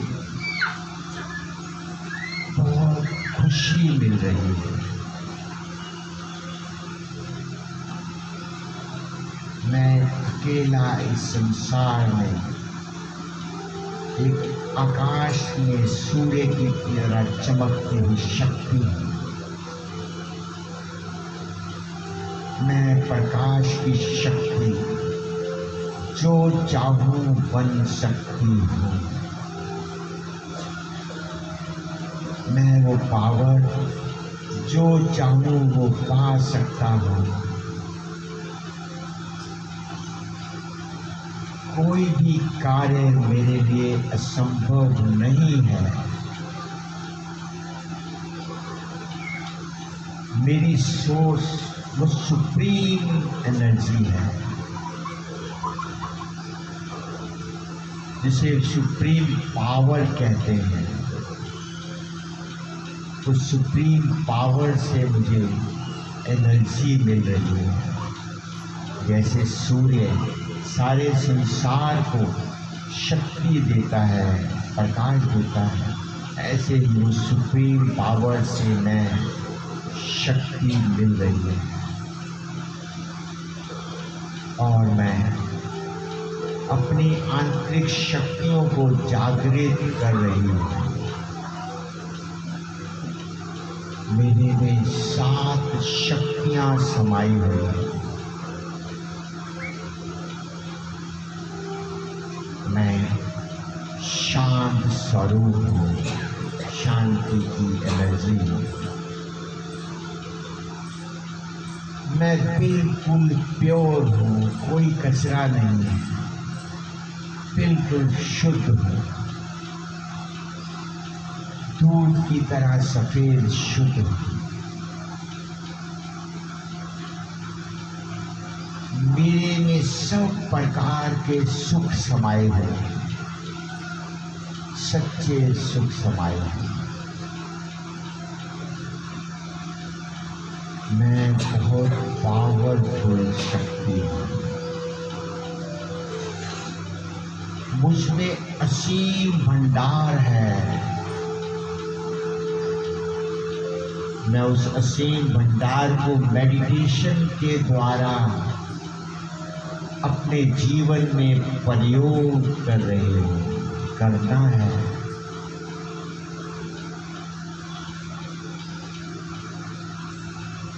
मुझे क्रोध बिल्कुल पास नहीं आने देना, क्योंकि मैं प्रेम की गंगा हूँ, प्रेम का पुंज हूँ, प्रेम की शक्ति हूँ।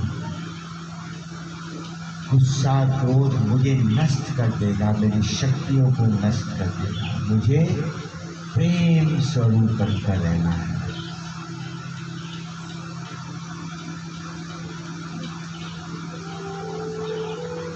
मैं पीसफुल हूँ, कोई विचार नहीं चल रहा है तो उसे भगा रही हूँ। नहीं, अभी मेरा एकाग्रता का समय है।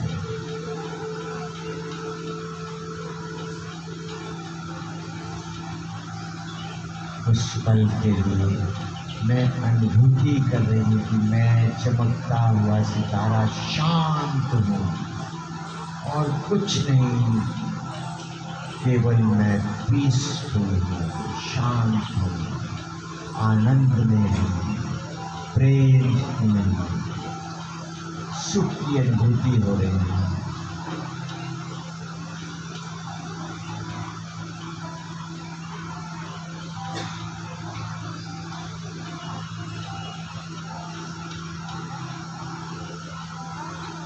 ओम शांति शांति शांति। धीरे धीरे आंखें खोलें, एक लंबा सा सांस लें और धीरे से छोड़ें और रिलैक्स हो।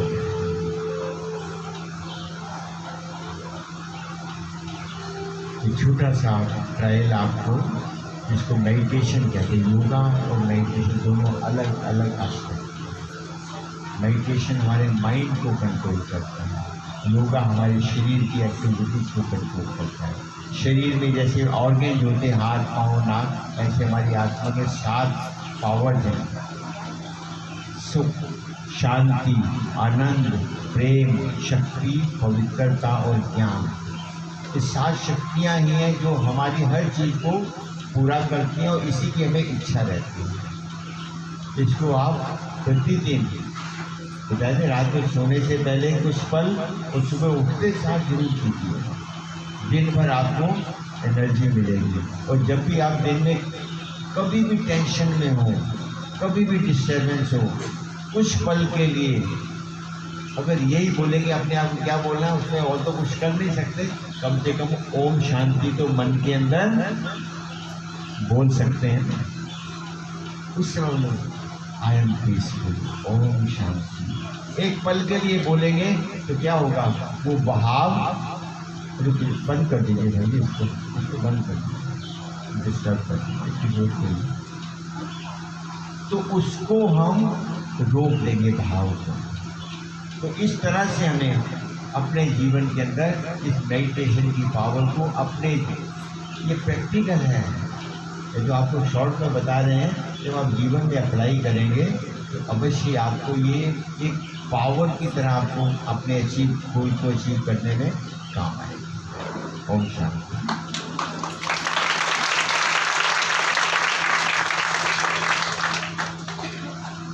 कल हमारा विषय मालूम है कौन सा होगा? पढ़ा आपने? नहीं पढ़ा? आज की हमारी इस टेंशन भरे जीवन के अंदर, प्रॉब्लम भरे जीवन के अंदर, how we can live happy. सब कुछ होते भी हम खुश रहें, एग्जाम कठिन से कठिन एग्जाम देकर भी हम पीसफुल रहें, खुश रहें। कोई भी समस्या है उसमें हम कैसे खुश रह सकते हैं? किसी ने कुछ कह भी दिया हो, कुछ नुकसान भी हो गया हो, उसमें भी हम कैसे खुश रह सकते हैं? नुकसान तो रोक नहीं सकते, पर ये खुशी तो मेरी अपनी है ना, इसको तो हम प्राप्त कर सकते हैं। ये कल इसके ऊपर हम बात करेंगे कि how we can achieve our happiness. जब हैप्पीनेस होगी हर चीज़ अच्छी लगती है।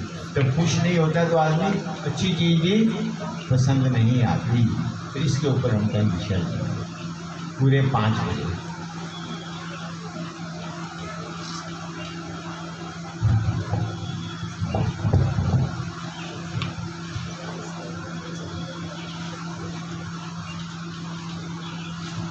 अच्छे नहीं, बहुत अच्छे हैं।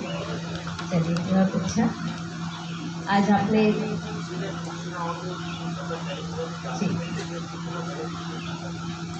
अभी जो हमने आज का सेशन देखा कि कैसे अपने सपनों को पूरा करें, तो उसके करने के लिए क्या हमने विधि सीखी, क्या सीखा? टाइम मैनेजमेंट पे आज बहुत ज़्यादा ध्यान भिजवाया, क्योंकि समय हमारे हाथ में, हम जैसे चाहें इसको वैसे यूज़ कर सकते हैं। अगर आज हम समय को वैल्यू नहीं देंगे तो ये समय भी कल हमें वैल्यू नहीं देगा, इसलिए हम इसे इम्पोर्टेंस दें, ये हमें इम्पोर्टेंस देगा। बहुत अच्छा आपने सीखा आज।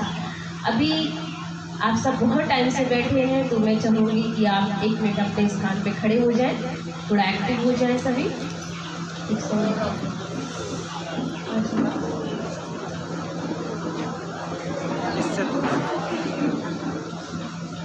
थोड़ा थोड़ा सा गैप में रहेंगे सभी।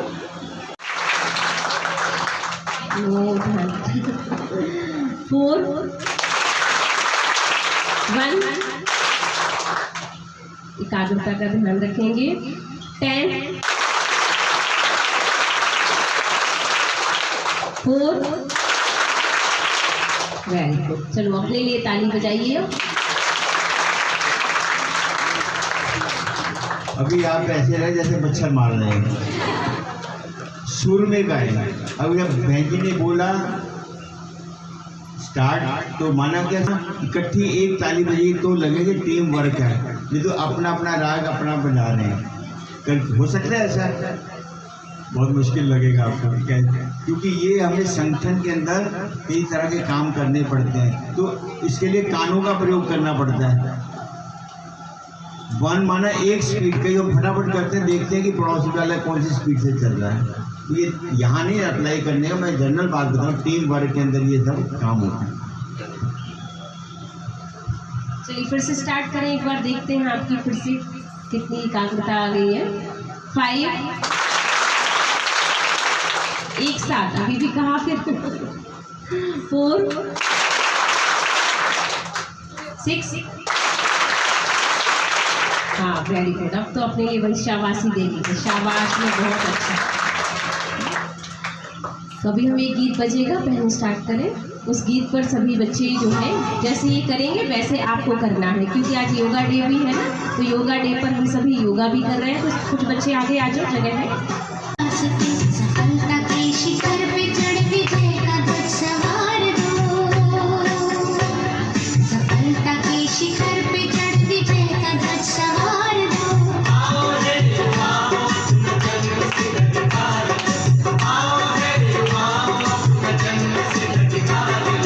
हे प्रभु का प्यारे सत्कार बार बार लो,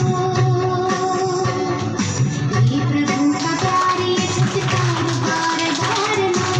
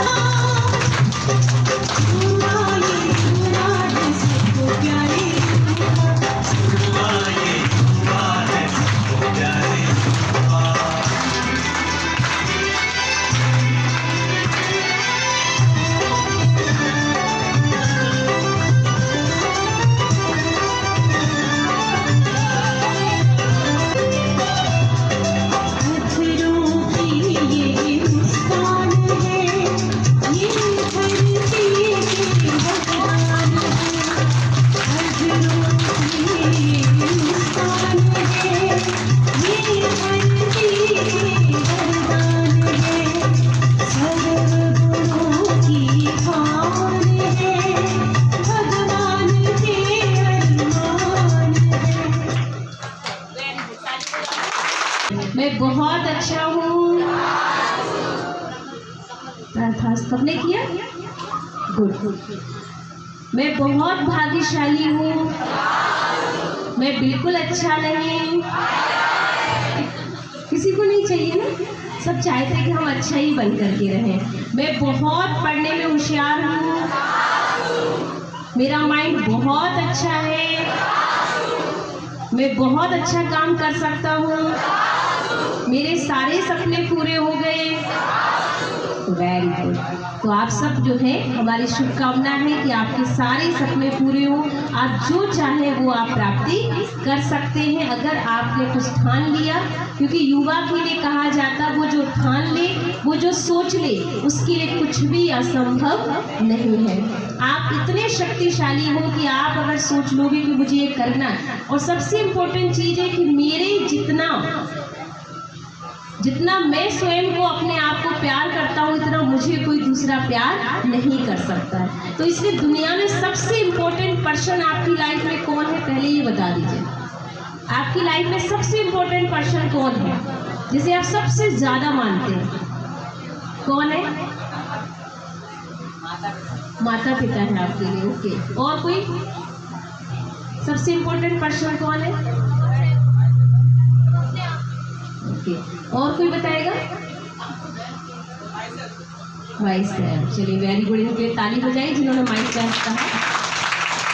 देखिए, सबसे इम्पोर्टेंट पर्सन अगर कोई मेरी लाइफ में है तो वह मैं स्वयं हूँ। क्योंकि जितना मैं स्वयं को प्यार कर सकता हूँ, मैं जितना अपना भला सोच सकता हूँ, इतना अच्छा मेरा कोई भी नहीं सोच सकता। आप जब आईना देखते हैं तो सबसे पहले आपको कौन दिखता है? ठीक है, मैं स्वयं को देखता हूँ ना, तो उसमें जो देखते हैं हम कि अपने आप को, कि मैं अपने लिए सबसे इम्पोर्टेंट पर्सन, सबसे अच्छा अपना भला सोचने वाला मैं स्वयं ही हूँ, और मेरे से ज़्यादा अच्छा मेरा कोई दुनिया में सोच भी नहीं सकता, चाहे कोई भी हो। इसलिए आज से अपने आप को हमें इम्पोर्टेंस देनी पड़ेगी। क्योंकि अभी तक हम लोगों को इम्पोर्टेंस दे रहे थे, इसीलिए हम डिस्टर्ब होते हैं। क्योंकि हमारा रिमोट कंट्रोल किसके हाथ में होता है?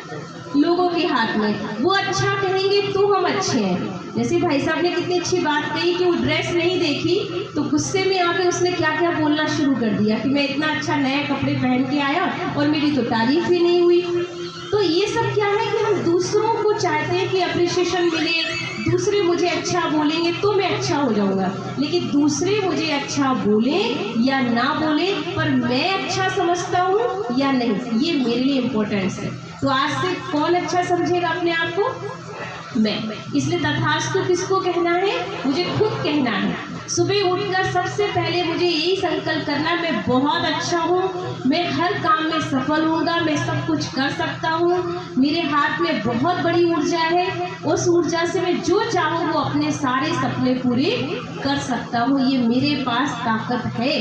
ठीक है, तो जब मैं अपने आप को एनर्जेटिक फील करूँगा तो अपने आप मेरी अंदर की ऊर्जा बाहर निकलेगी। बाकी कल बताएंगे कि जो ऊर्जा और कौन सी ऊर्जा है जिससे हम पावर ले करके अपने आप को शक्तिशाली बना सकते हैं। तो आई एम पावरफुल बीइंग।